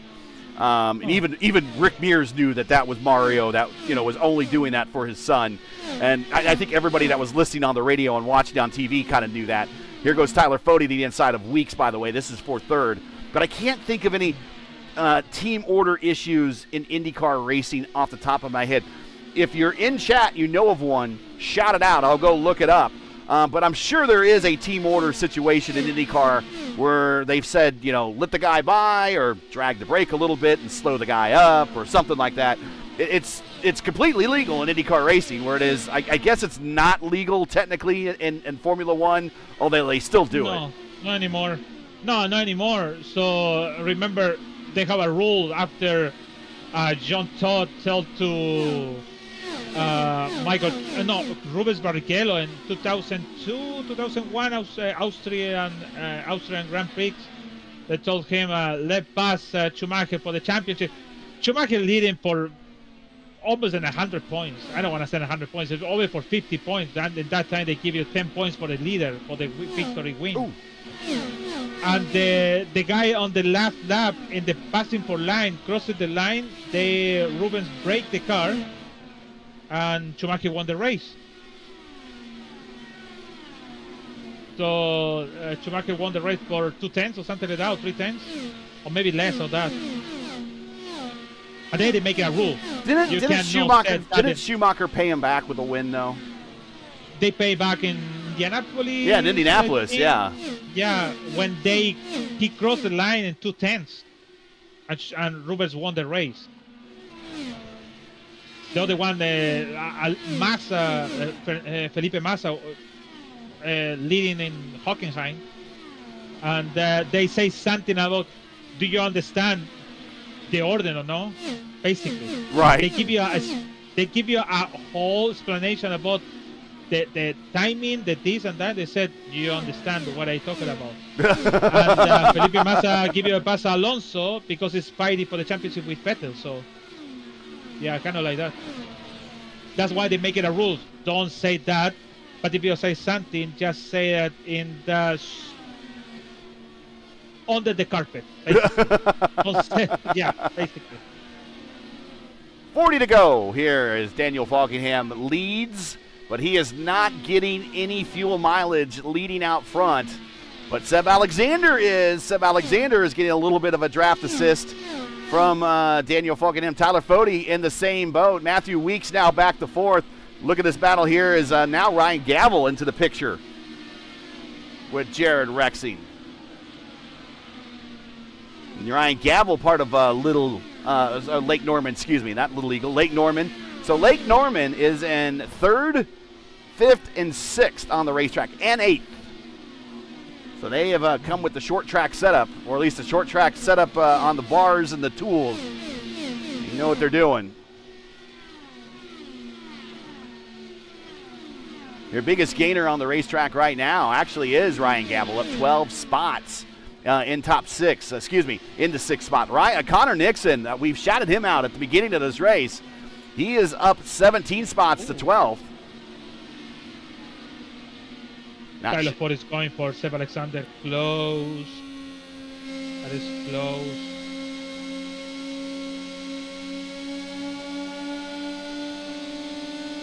And this is exactly what Daniel Faulkingham wants to see. In fact, if Daniel Faulkingham could get a little bit of a lead, he can dial down the fuel if he wants to and maybe try to save on some fuel without a drafting help from anybody. I note 58 laps. I don't remember who did that. But anyways, it was... but that 58 laps, that was 58 laps with caution. Yeah. Right? Caution. I don't know.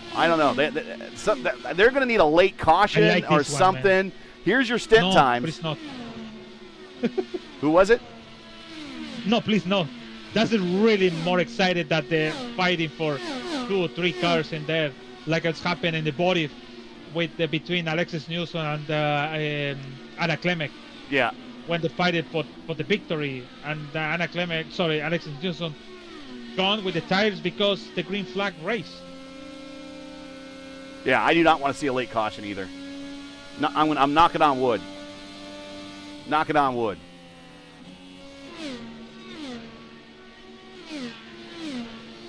If you're just joining us, you're watching the ERN's coverage of round 8 of 12, the Elite Racing League's P1 IndyCar Championship, coming to you from Phoenix Raceway for the 4th running of the IndyCar 1909 250. We're currently Daniel Faulkingham, our points leader. He's commanded a good chunk of this race. He's by far led the most laps, and he pitted last 29, 30 now laps ago, and 32 to go. And can he get to 60 plus to finish this race, or is he going to have to splash and dash it at the end? And is anyone behind this group saving? We might see a fuel mileage race if we don't get a caution. That's why I'm knocking on wood. The next race for us here on ERN will be in 2 weeks from the streets of St. Pete for our second street course race of the season. It's the inaugural New Track Record Podcast Grand Prix of St. Petersburg. Coverage starts here at 7:45 p.m. on ERN. And then again, that's in 2 weeks. If you need more open wheel racing injected into your soul, and who doesn't, then tune in to P1's Tuesday night open wheel oval racing doubleheader. Race 1 starts at 8:15 p.m. Eastern Time with the iRacing IndyCar Oval Series Tuesday night top split at Richmond. That is this coming week, and then also following us immediately will be the Indy Next Oval Series top split race at USA International. So if you like open wheel racing, don't miss some of the best open wheel road racers of open wheel oval racers in all of iRacing. Tune in and catch the action starting at 8:15 p.m. Eastern Time this Tuesday on P1. 29 to go. I think Daniel Faulkingham's found a bit of a drafting partner with primetime John Stellard.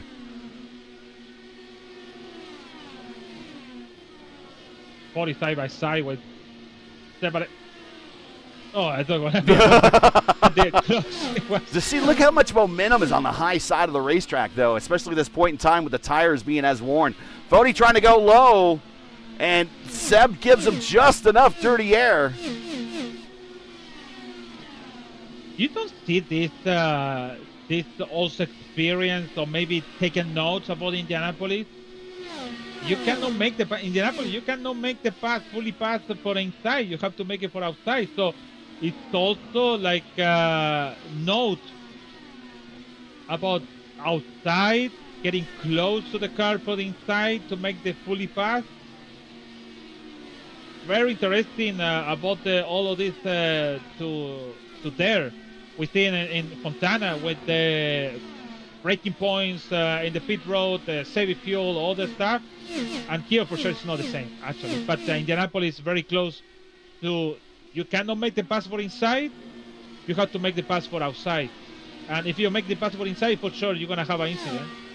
Because I'm pretty sure again that this work, it's going to be super hot, like always happen in Indianapolis. Tonight's fourth running of the Phoenix 250 is sponsored by IndyCar1909.com. IndyCar1909 is a website dedicated to the latest IndyCar news, sim racing, historical retrospective pieces, and the home to the Turn 4 podcast.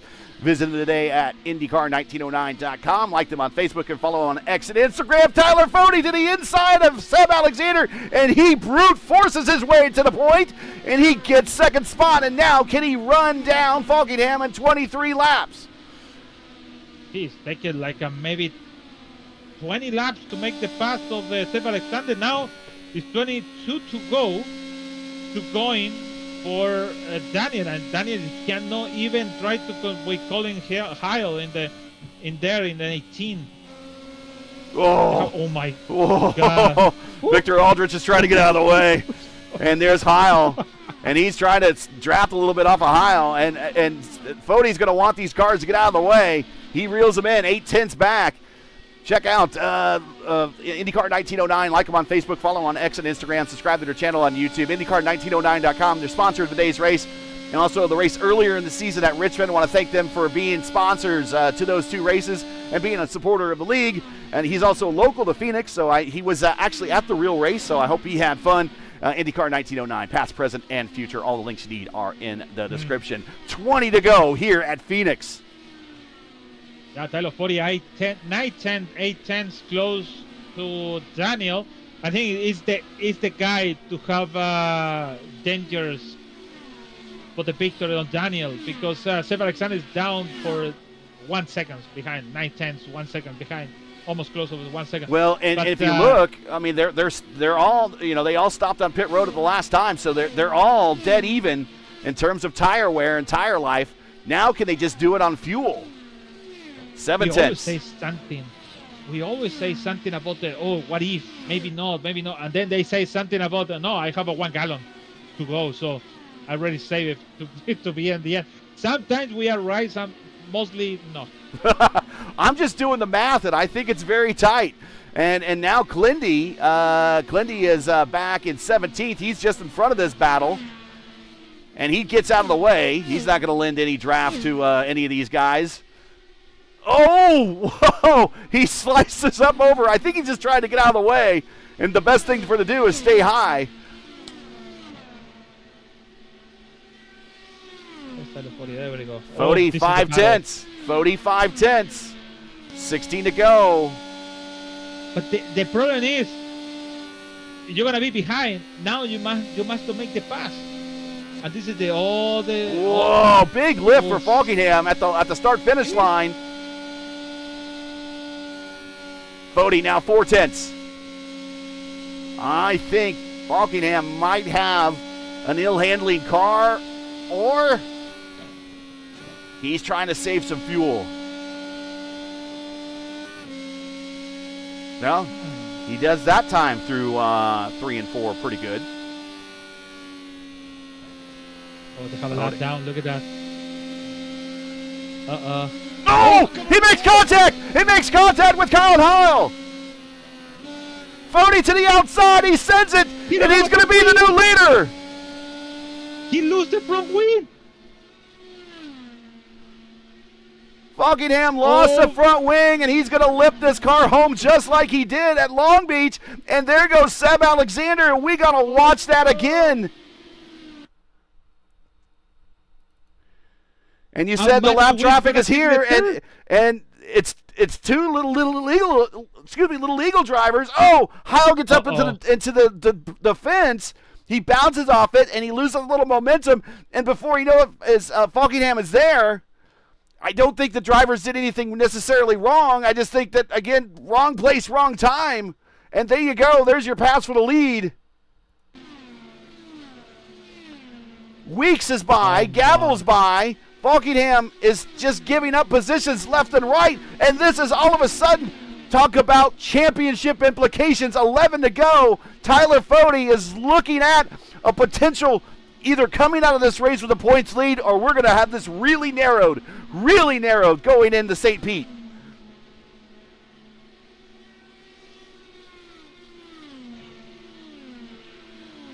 Man. You know what's happening on the end? It's like I lead in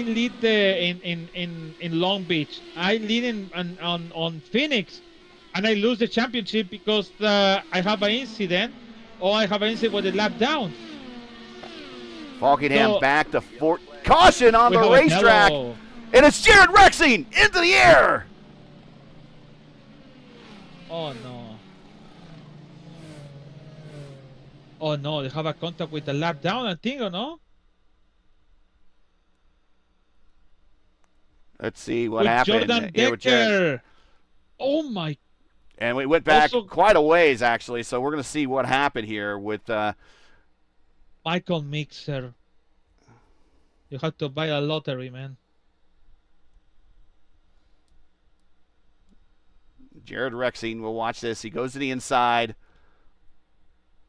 of Decker. Oh, and they just grab. Ethan Stanley. Oh! Ethan Stanley, lucky. Stanley. Oh, and you mentioned Micah Mixer. We'll go back and watch that here.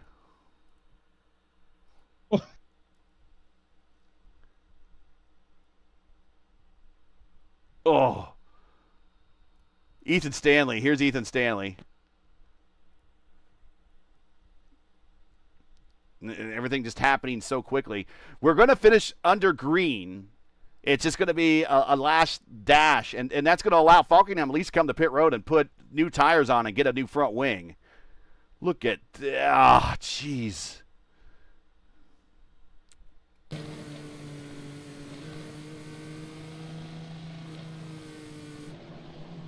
And, you know, you kind of got to ask yourself also how much experience played into approaching lap traffic, and maybe Faulkingham, again, doesn't have as much experience in the IndyCar. He drives a lot of the tin tops.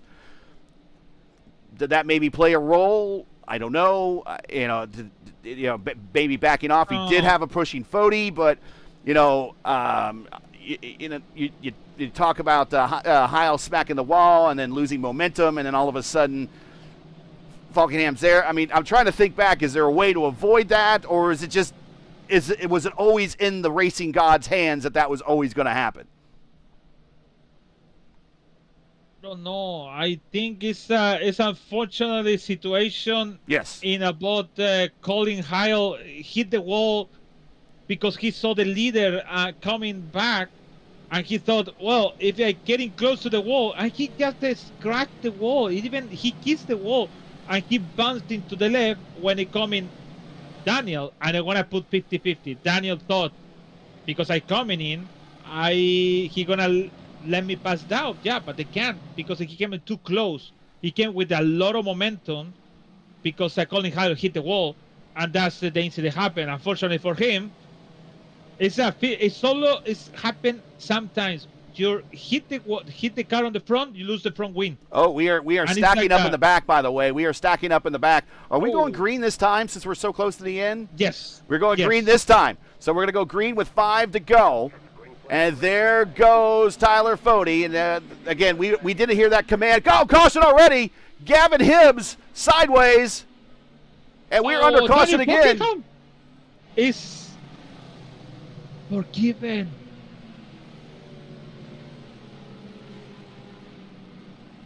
Oh, Gavin hit. Yeah, you're right. And they were stacking up in the back. By stealth. Yeah, this is what I saw stacking up in the back at the top of the screen. And again, I don't hear the order to Stock. Nigel Stock spins coming to the green. Gavin Hibbs spins. So also Daniel Faulkingham check Daniel on the restart. He have a contact with Shane Cocker also too.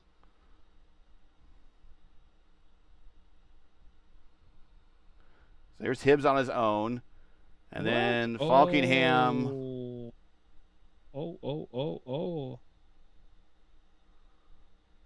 Oh, this is very interesting. Daniel Faulkingham make the contact in yellow flag. And And yeah, that's there you see. And then he's forgiven. So a lot of late race drama going on here. 3 to go. And I'm not sure if we're going green again or not for a last lap dash. We could be finishing this race under caution. We shall see. But Tyler Fode is your leader. Tyler is looking at a good points day, I think, out of this one.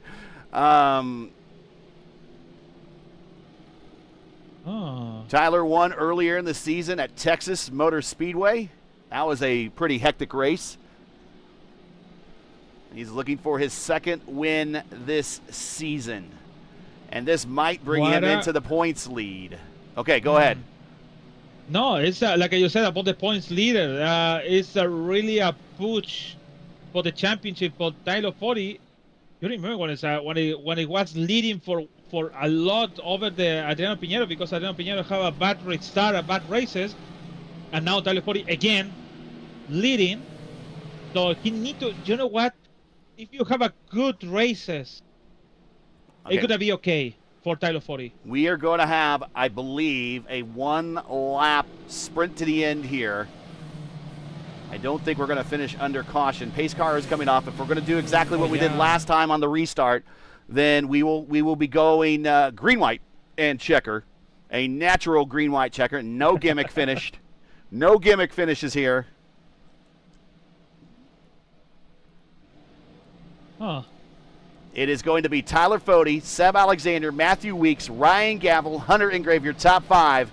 And I expect all these drivers to full send it on the last set of corners. Green flag is out. Last lap here for the IndyCar 1909 250, and a good jump for Tyler Fode. Here comes Seb Alexander. Matthew Weeks getting cut underneath by Ryan Gavel. Ryan Gavel underneath, going through 1 and 2. Tyler Fode is clear. Now down the backstretch. He's clear down the backstretch. It's still a battle between Weeks and Gavel going into the final corner, and it is going to be Tyler Fode getting the win, and this is going to be tightening up the championship battle. His second win of the season. Seb Alexander comes home second. Matthew Weeks is credited for third.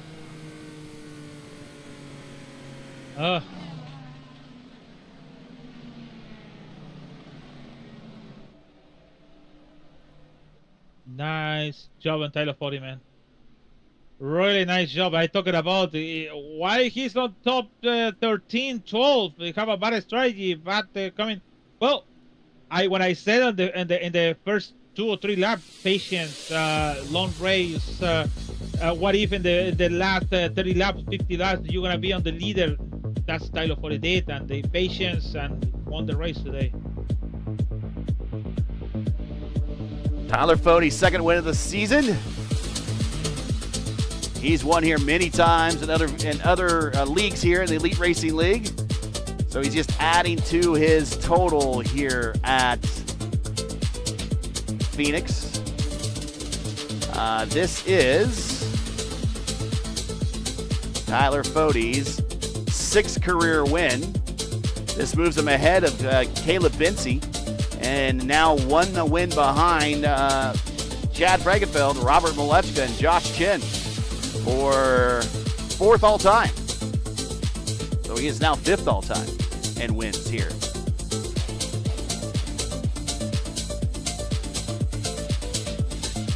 Seb Alexander 2nd, Matthew Weeks in 3rd, Ryan Gavel 4th, Hunter Ingrave 5th, Micah Mixer in 6th, Ethan Stanley 7th, Chad Frankenfeld in 8th, Brian Blauman in 9th, and Chris Albrecht for a home game for him in 10th. We'll let you get to your driver of the race here in a minute. Connor Nixon in 11th, Shane Coker in 12th, Trey Holmes in 13th, Daniel Faulkingham falls to 14th. We will see how the points shake out here during the interview segment. Ryan Schold 15th, Clindy 16th, Troiano 17th, Gavin Hibbs 18th, Vandermarl and Nigel Stock 19th and 20th. Then we got primetime John Stellard in 21st, Rexine 22nd. And again, his finish was looking a lot better than that until the late caution, late incident for him. Heil, Decker, Aldrich, Richie Hearn, Matty Wags, Hunter Smith, Andrew Wood. Let's see what happened to Andrew. He was battling up in the top 5 at one point. He must have had, I don't know if he had a DC or something. Paul Mini Letters, he had an incident early in the race. He comes home in 30th. Jim Herrick, Camargo and Mark Reblis round out the remainder of this 33-car field. I believe this is a new record for the number of starters we've had in the Elite Racing League at Phoenix for the IndyCar Championship. Let's see, 29 was the previous record in 2022A.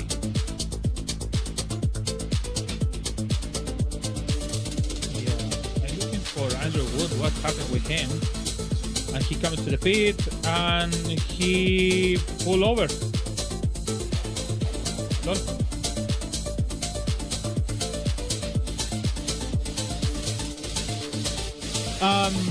Driver of the day. So Driver of the day, yes. Mention Matthew Weeks. I'm gonna mention Chris Albrecht, 14. Conor Nixon, 2018. Shane Cocker, 21. But it's gonna be Ryan Gable with 14 in fourth position. Ryan Gable is the driver of the day today. You should give a shout out to Hunter Ingrave for coming down early in the race, being a lap down and coming back. Sure. Yeah. Yeah, you're right. That's also with lap down, everything on the back. But we can't take it. We can't take it away from Gavel. You gave it to Gavel, so we can't take it away from him. You put me in this spot about the. Oh my God, you're right. Yeah, you're right. Let me think about it. No, I'm gonna give Ryan Gable, to be honest. I know Hunter and Gray really wants something very important, but Ryan Gable, he have all the glory, Hunter and Gray, winning races in here. So I think it's better to give it to Ryan Gable, to him, the driver of the day. So this for him. All right.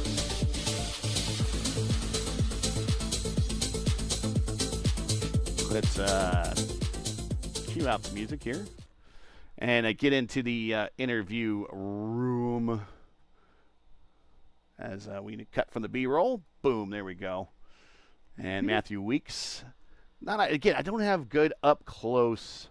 Let me see if there's a spotter zoom. That might be the best I can do for you right there. Let's see.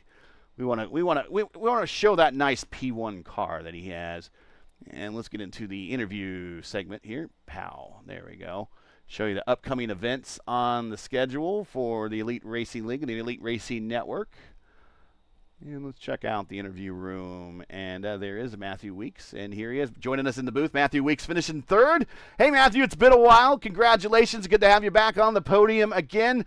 Talk about that race. It was a bit of a slog for you. You qualified mid-pack. And really the best saving grace for you is like many others on that early caution, you opted just to stay out.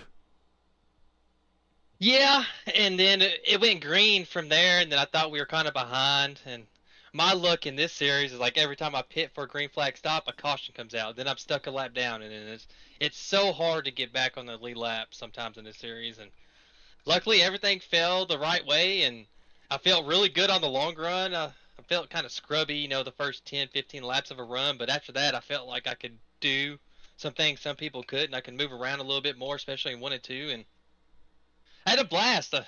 It's always fun learning this car. The only time I ever race it is when we run it on Thursday nights or when I race it, decide to run it. And well, dang, get podiums and finish top 10 here and there, dude, I'll take it. Yeah, no kid. I'll tell you, how much of, because we know you drive the 10 tops a lot on the sim here, how much of what you learned from driving the full-bodied cars here that you're able to apply to the IndyCar here? I would imagine there's a little bit, but not much. A little bit, just being precise on running that bottom line, and I think now that the Cup car and the Xfinity car, O'Reilly car now, have the dirty air too, and I feel like the Cup car is a little worse. I think it's more similar to the Indy car, so I think it's kind of helped me in this series more, running that car more with the air, and so that's the only thing I could take from it. Other than that, dude, it's so different, man. You're flying through the corners so much faster. I'm using little brake just to get the front just to arc just perfect, and then I pretty much just slam in the throttle. So it's different than a stock car, big time. Let's talk about the last stint and the last pit stop. We calculated that it probably was close for everybody. Was it close? If it wasn't those final cautions there, was it going to be close for you? And if it was, how close was it going to be? I think all of us were probably like a lap or two to the good if we went hard. Like it was right on the money. I was talking to Justin. He's like, "Should I pit?" And he stayed out, and I got confused. And I thought he was pitting. He was asking how much fuel, and I'm like, "Dude, fill it up. That's how you make it to the end." So if that caution did come out, I think majority of us probably would have had like a lap, maybe 3 laps tops for just driving hard and not saving. Yeah, we were wondering how close it was going to be because the most we saw was, I think earlier in the race we had some telemetry went down and we couldn't really get the pit numbers for everybody. But I think Lewis was telling me 58 was the count that somebody did, and that included caution. So we weren't sure if you were able to get to 60 if it would be a splash and dash. But it sounded like you guys just enough to get there anyways. Well, congratulations on the P3 and the P1 car. Any shout-outs, friends, family, sponsors, anyone you want to say hi to before we let you go? Shout out to, my buddy Justin Vandermeer. He runs this series well. He paints all these cars, and I've heard you message him to do some stuff for IndyCar, and then you messaged me, I think, last year, almost 2 years ago, about putting people in on the IndyCar, and I've just kept it, dude. You guys do a great job, and I know sometimes I don't run the road courses, man. I always tune in, man. You and, what is it, Luis or Luis? Yeah, Luis. I say Luis, but right. Luis. Yeah, me. It's more proper, Right. Luis.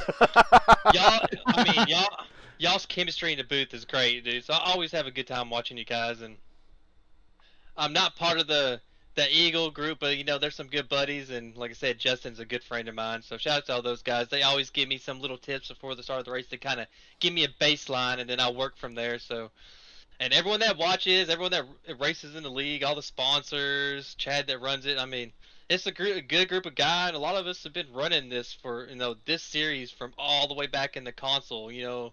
15, 14 years ago, and so there's a handful of us that's been here a long time, so it's cool seeing some of those guys, triple over here, run some IndyCar like Trey. So, shout out those guys. I know I hated this car at first, and I'm telling those guys that they need to come run some races because it is a blast. You are Paul was in the absolutely race. correct on that one, my friend. And when you get to some of these tracks, I feel like Phoenix, a mile and a half, is a little bit where it's not like full throttle all the time, and you got to lift and kind of move around. It's some of the best racing on the sim, and always have a good time. So I'm glad we have a good group, and then Dan's over there. Dan's been racing in our Discord too, and he helps out a ton on like in the stock car and this. So shout out to him as well. So a lot of good folks in this part of the league. So it's fun. Before we let you go, you mentioned not much for the road courses. We understand that. I'm kind of a victim of that as well. But next big oval is Indianapolis. You got your qualifying, pants on, getting ready to go there. How you feel about going to Indianapolis? Have you done decently well? I haven't really been able to bring the big finishes home, but you've been a player before there. How you feeling about Indianapolis coming up in your next oval race that we have on the schedule? I get a little nervous because I always do like one a year, and I know Chad does too. So it's like every 1 year or 2 years I finally do it. And I think this time I'm actually gonna try again. I think it's been 2 or 3 since the last time I've done it. So we'll get that figured out. I think my main goal right now is I got to get ready for Sebring next weekend. So that's gonna be the first goal, and then after we get that done with, it's gonna be 100% Indy. I don't have to worry about playoffs in the stock car side right now. So after we do Sebring, it's going to be all out trying to figure out how to qualify good for Indy. All right. Well, we hope to see you at Indy. I know you'll do well. Congratulations on the P3. Any other shout-outs, friends, family, sponsors you want to say hi to before we let you go? I don't know if my girlfriend's watching tonight, but if you she is, should. shout out to her. You Hope should. she is. You should say I know yes. she had surgery yesterday, so she's kind of been, sleeping with her pain meds and stuff. So I didn't know if she'd catch it tonight.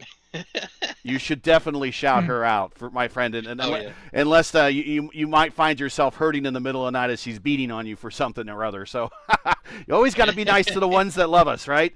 Exactly, any other man, shout outs you need to make? Not at the moment, man. There's too many. All right.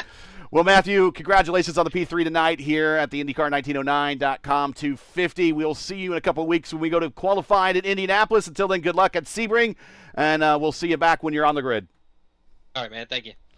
That is Matthew Weeks. Let's bring up Seb Alexander into the thing. Also, did not show Matthew Weeks there. I just showed his driver's line. No laps led. But But always a player all day long. Once he got up into that lead pack, he was up there all day. Let's go to Seb Alexander now, bring him in. And here it is, very, very early in the morning where he currently is located. Seb Alexander went P2 today.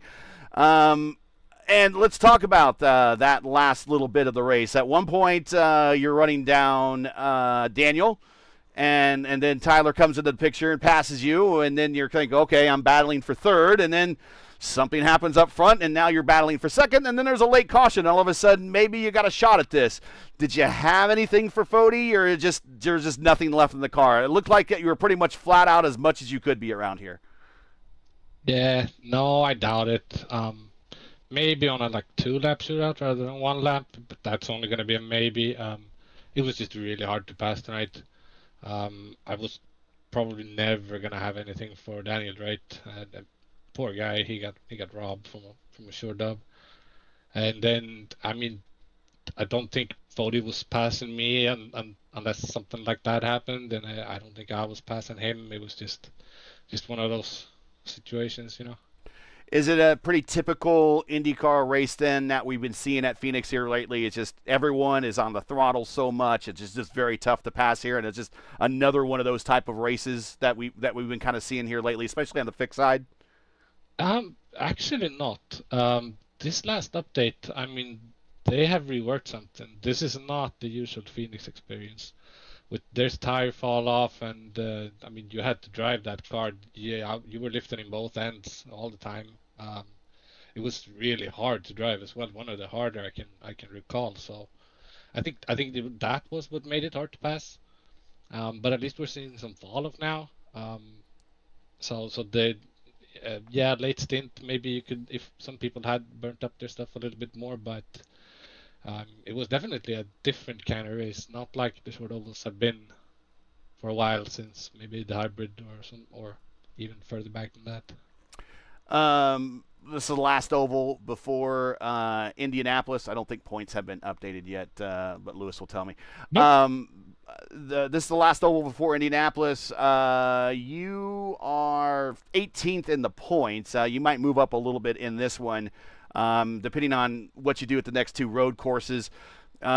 You're looking on a maybe better opportunity qualification-wise at Indianapolis. I know last season at Indianapolis, you kind of started in the back of the pack and you had to race your way up to the front. How you feeling about qualifying at Indianapolis this time? Now it's the next oval race on this schedule, and you were a player there in the last quarter of that race until finally I think you got a little contact, and that kind of brought out that last caution. How you feeling about getting to Indianapolis? Yeah, better than last year. I mean, I qualified. I was at the fast 9 or fast 10 or fast 12 or whatever we did, but I had an EOL, right?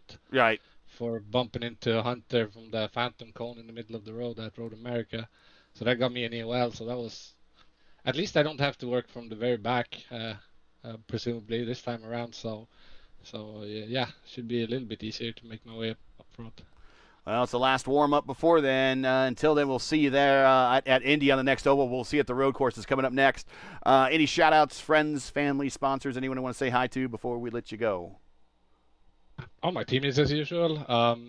Hunter especially, who had a great recovery. Yeah, he did. His race was kind of done, and then it fell back into his lap, and then he made the most out of it. So shout out Hunter, shout out you guys. I got a shout out to Faulkingham too, man. He got robbed. That sucks to see, but it happens, I guess. All right, we'll see you when we go to St. Pete next. But I know you're gearing up for Indy, as all you guys on IAR love the 2.5 mile oval. We'll see you here in a couple of weeks when we go to St. Pete for the first time. That we do, and that we will. Have a good one, guys. Seb Alexander. Points up. Points are up? Okay. Let's go into, there you see Tyler led 80 laps, but we will go to his stats line, and we will now go to the points and refresh. All right, well, there was a pretty big swing. It went from, Tyler Fody went from 19 down to 14 up.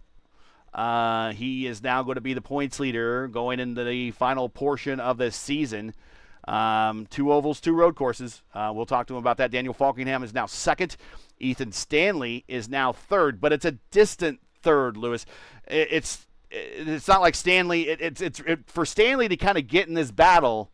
He needs some bad races to happen to Tyler and Faulkingham at the same time for him to get in this battle. Right now, if you were to ask me, I think the way this will end is we're going to the last race of the season, and it's going to come down to Tyler, and it's going to probably come down to Daniel. I could be premature, and I could be jinxing everybody right there, but tell me what you see.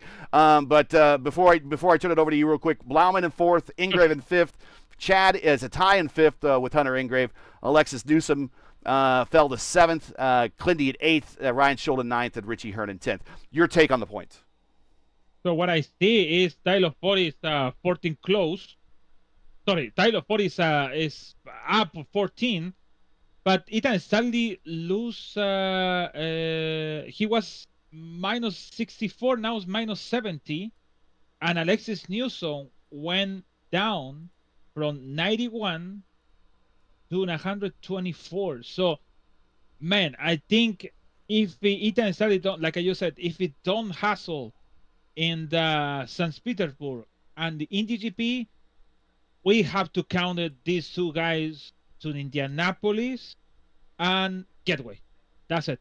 That's the thing. If you don't hustle, because in 100 points, it's kind of hard because Daniel Faulkingham is pretty good in roads. We already saw it, and I think I have my doubt in the what is going to happen in these 2 next races in St. Petersburg and GP.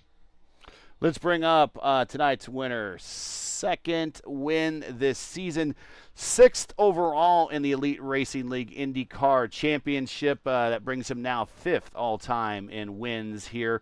Only 1 win behind Chad and Robert Molechka and Josh Chen before you move up into the next group of winners on the list. But Tyler, everything you needed to happen happened today. You started up front, stayed up front. Now, you had a little bit of a moment there where you got shuffled to the back when the caution came out at the absolute wrong time for you, but you managed to race your way back up through the top 10, get back up to the lead, and then when you needed to get a win or at least a little luck on your side, the racing gods smiled on you. Unfortunately, they frowned on Daniel. They blessed you. They cursed him a little bit. And you got the win today in a not quite a must-win situation, but this definitely propels you into the points lead coming into the last portion of this season. Probably some of the more important races, last 2 road courses and the last 2 ovals. Yeah, man, this couldn't have come at a better time.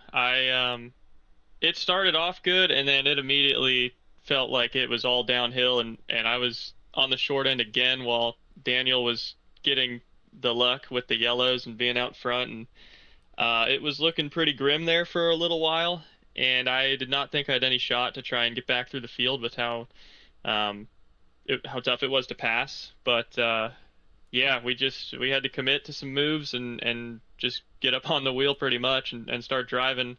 I couldn't believe I got all the way up there, and I think I still had speed to get to Faulkingham with the 12 or so laps we had left. Passing would have been interesting, but I felt good because of how I had set up the last few moves to get there. But I think just the pressure and the lappers in front, ultimately we had that thing happen there with him in the lappers. So we'll definitely take it. It's about time I finally got some luck go my way. A 2nd win on the season. This is the first time I've ever won multiple times in a season, so it feels good, and hopefully we can just keep the momentum going. Yeah, your car was featured on the thumbnail for this, right? So thank you for making me look smart for submitting your picture for that. I saw that before tonight when it was notified me. So, yeah, thank you. Appreciate it. We got to do that more often.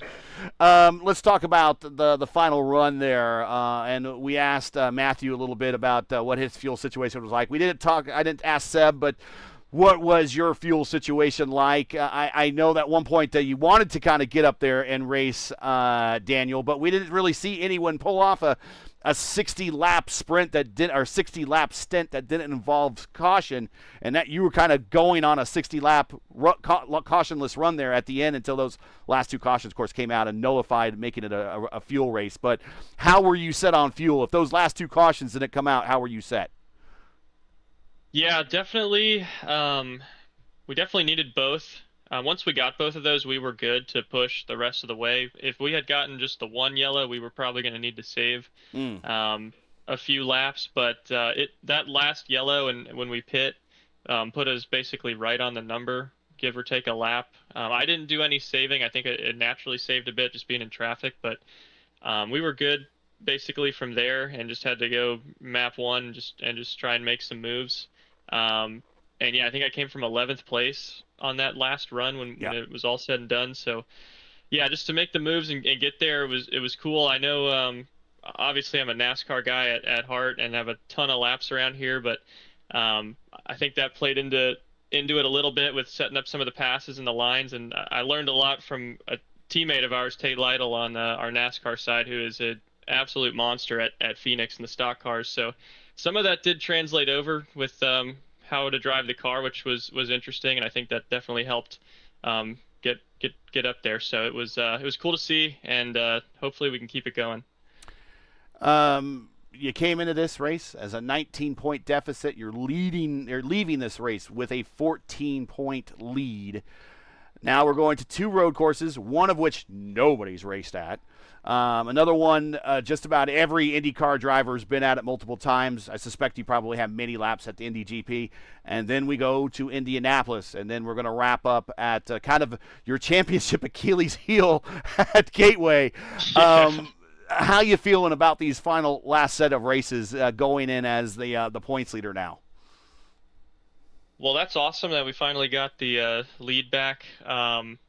I got to just get through these road courses, which I'm dreading. The only bright side, though, being a brand new road course in St. Pete, I feel like it plays into my favor, I guess, overall, with it being a newer track.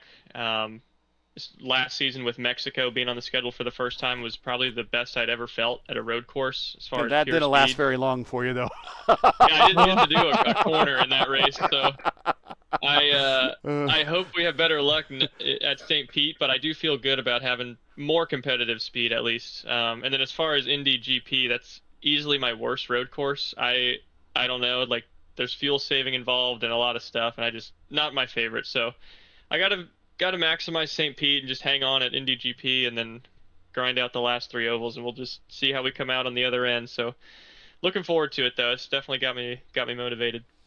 All right.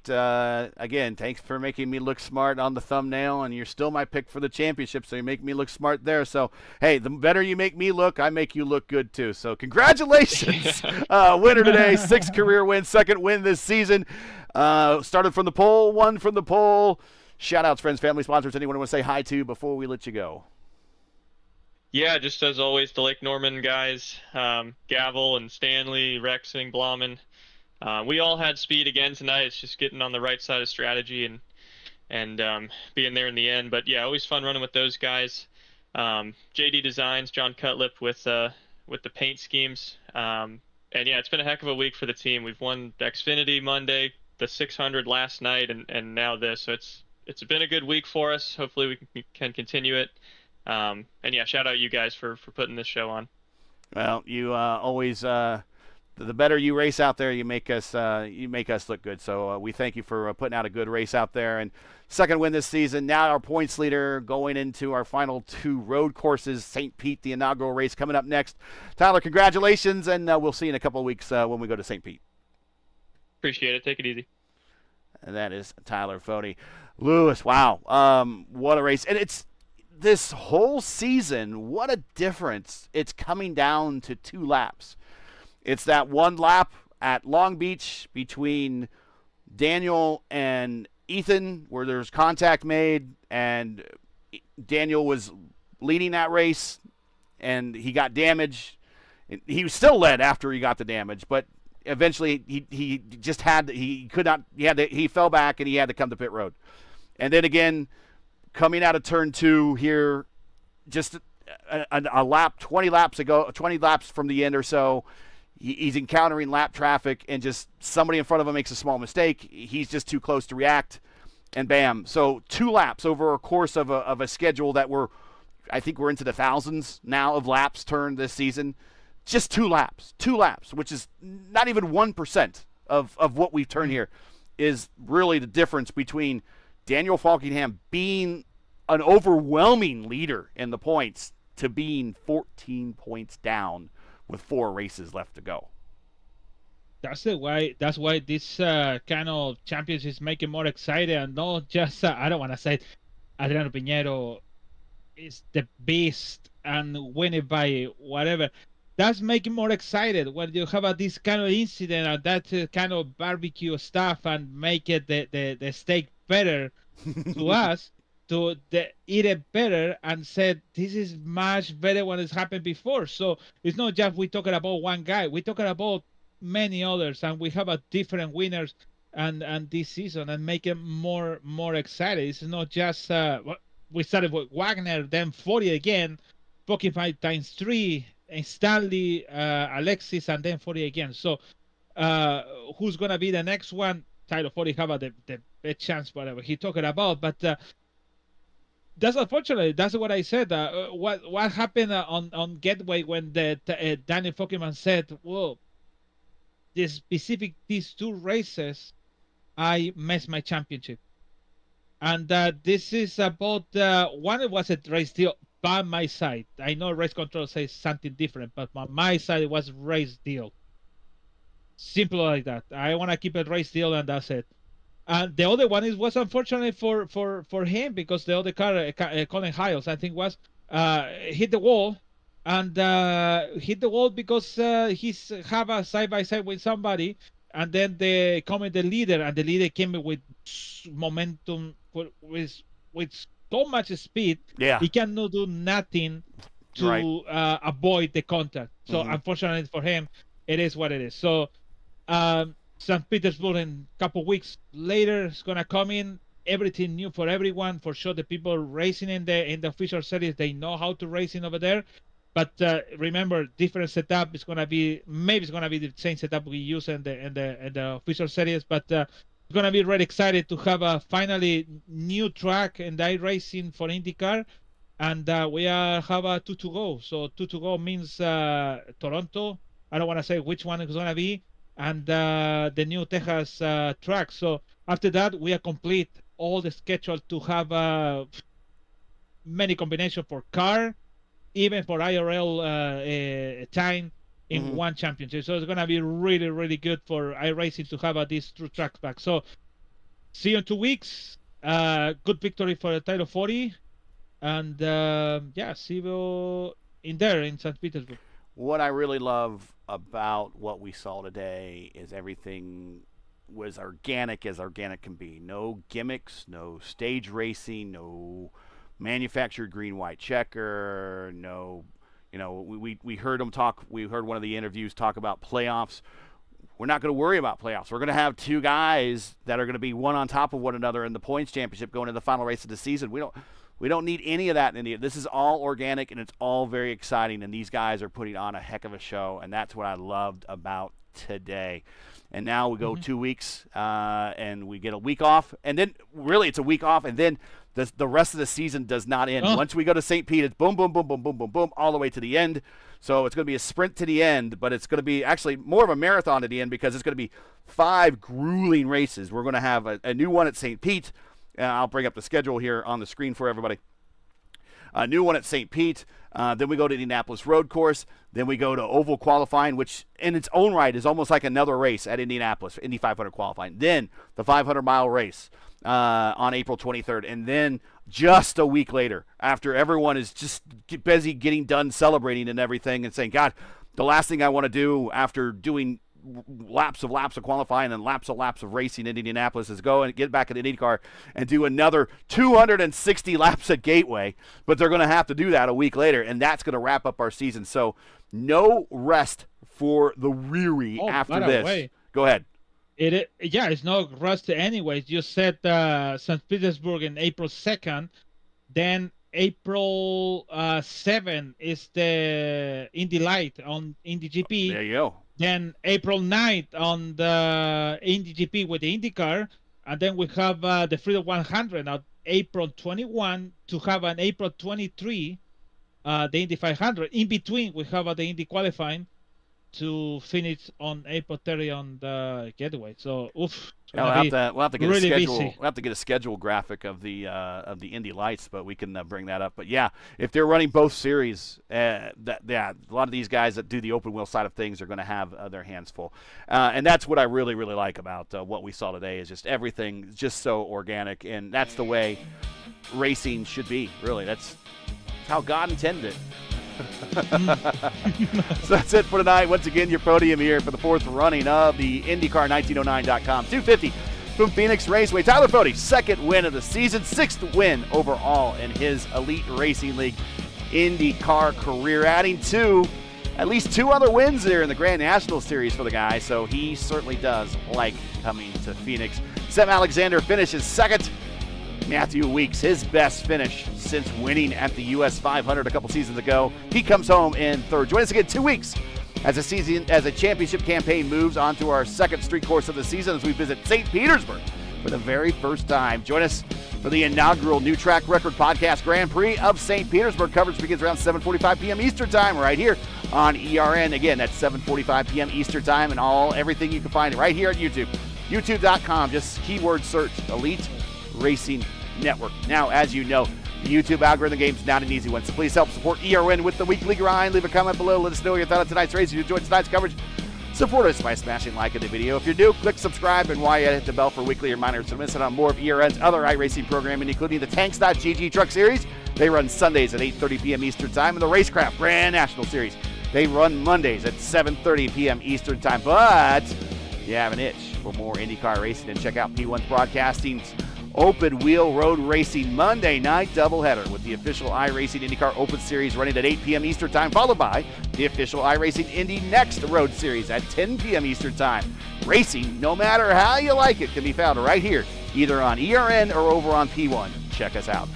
Tonight's fourth running of the Phoenix 250 is sponsored by IndyCar1909.com. IndyCar1909.com is a website dedicated to the latest IndyCar news, sim racing, historical retrospective pieces, and home to the Turn 4 podcast. Visit them today at IndyCar1909.com. Like them on Facebook. You can follow them on X and Instagram, and subscribe to their channel on YouTube. IndyCar1909.com. IndyCar past, present, and future. All the links you need are in the description. The Elite Racing League's IndyCar Championship naming rights are paid for by P1 Broadcasting. P1 is an esports broadcaster specializing in online sim racing on the iRacing platform. P1 is a proud supporter of the Elite Racing League's IndyCar US 500 and Triple Crown Challenge. To learn more about P1 or to request a quote for your iRacing League, check out their social media links. P1 can be found on YouTube, Facebook, Instagram, X, and Linktree. You can find all the links you need in the description of today's broadcast. A special thank you to the Elite Racing League's premier sponsors, Blue Egg Marketing, Worldwide Technology Raceway, Lucas Oil School of Racing, and Tom Boland Ford. Don't spin your wheels and celebrate success with Blue Egg, fueling small businesses to win big. Worldwide Technology Raceway is a premier motorsports facility located in Masson, Illinois, just minutes from downtown St. Louis and the iconic Gateway Arch. To check out more and to get tickets for their marquee events, especially the upcoming IndyCar race, check out their website. It's in the description. For Lucas Oil School of Racing is dedicated to developing the next generation of open-wheel drivers through professional instruction, real race cars, and real on-track experience. And finally, Tom Boland Ford is your trusted Ford dealership who offers extensive new and pre-owned inventory as well as special lease specials, finance options, and expert auto service. To learn more about these premier partners, click on their links in the description. For business inquiries to learn more about the Elite Racing League and what we do, subscribe on YouTube. Like us on Facebook. You can follow us on X and Instagram.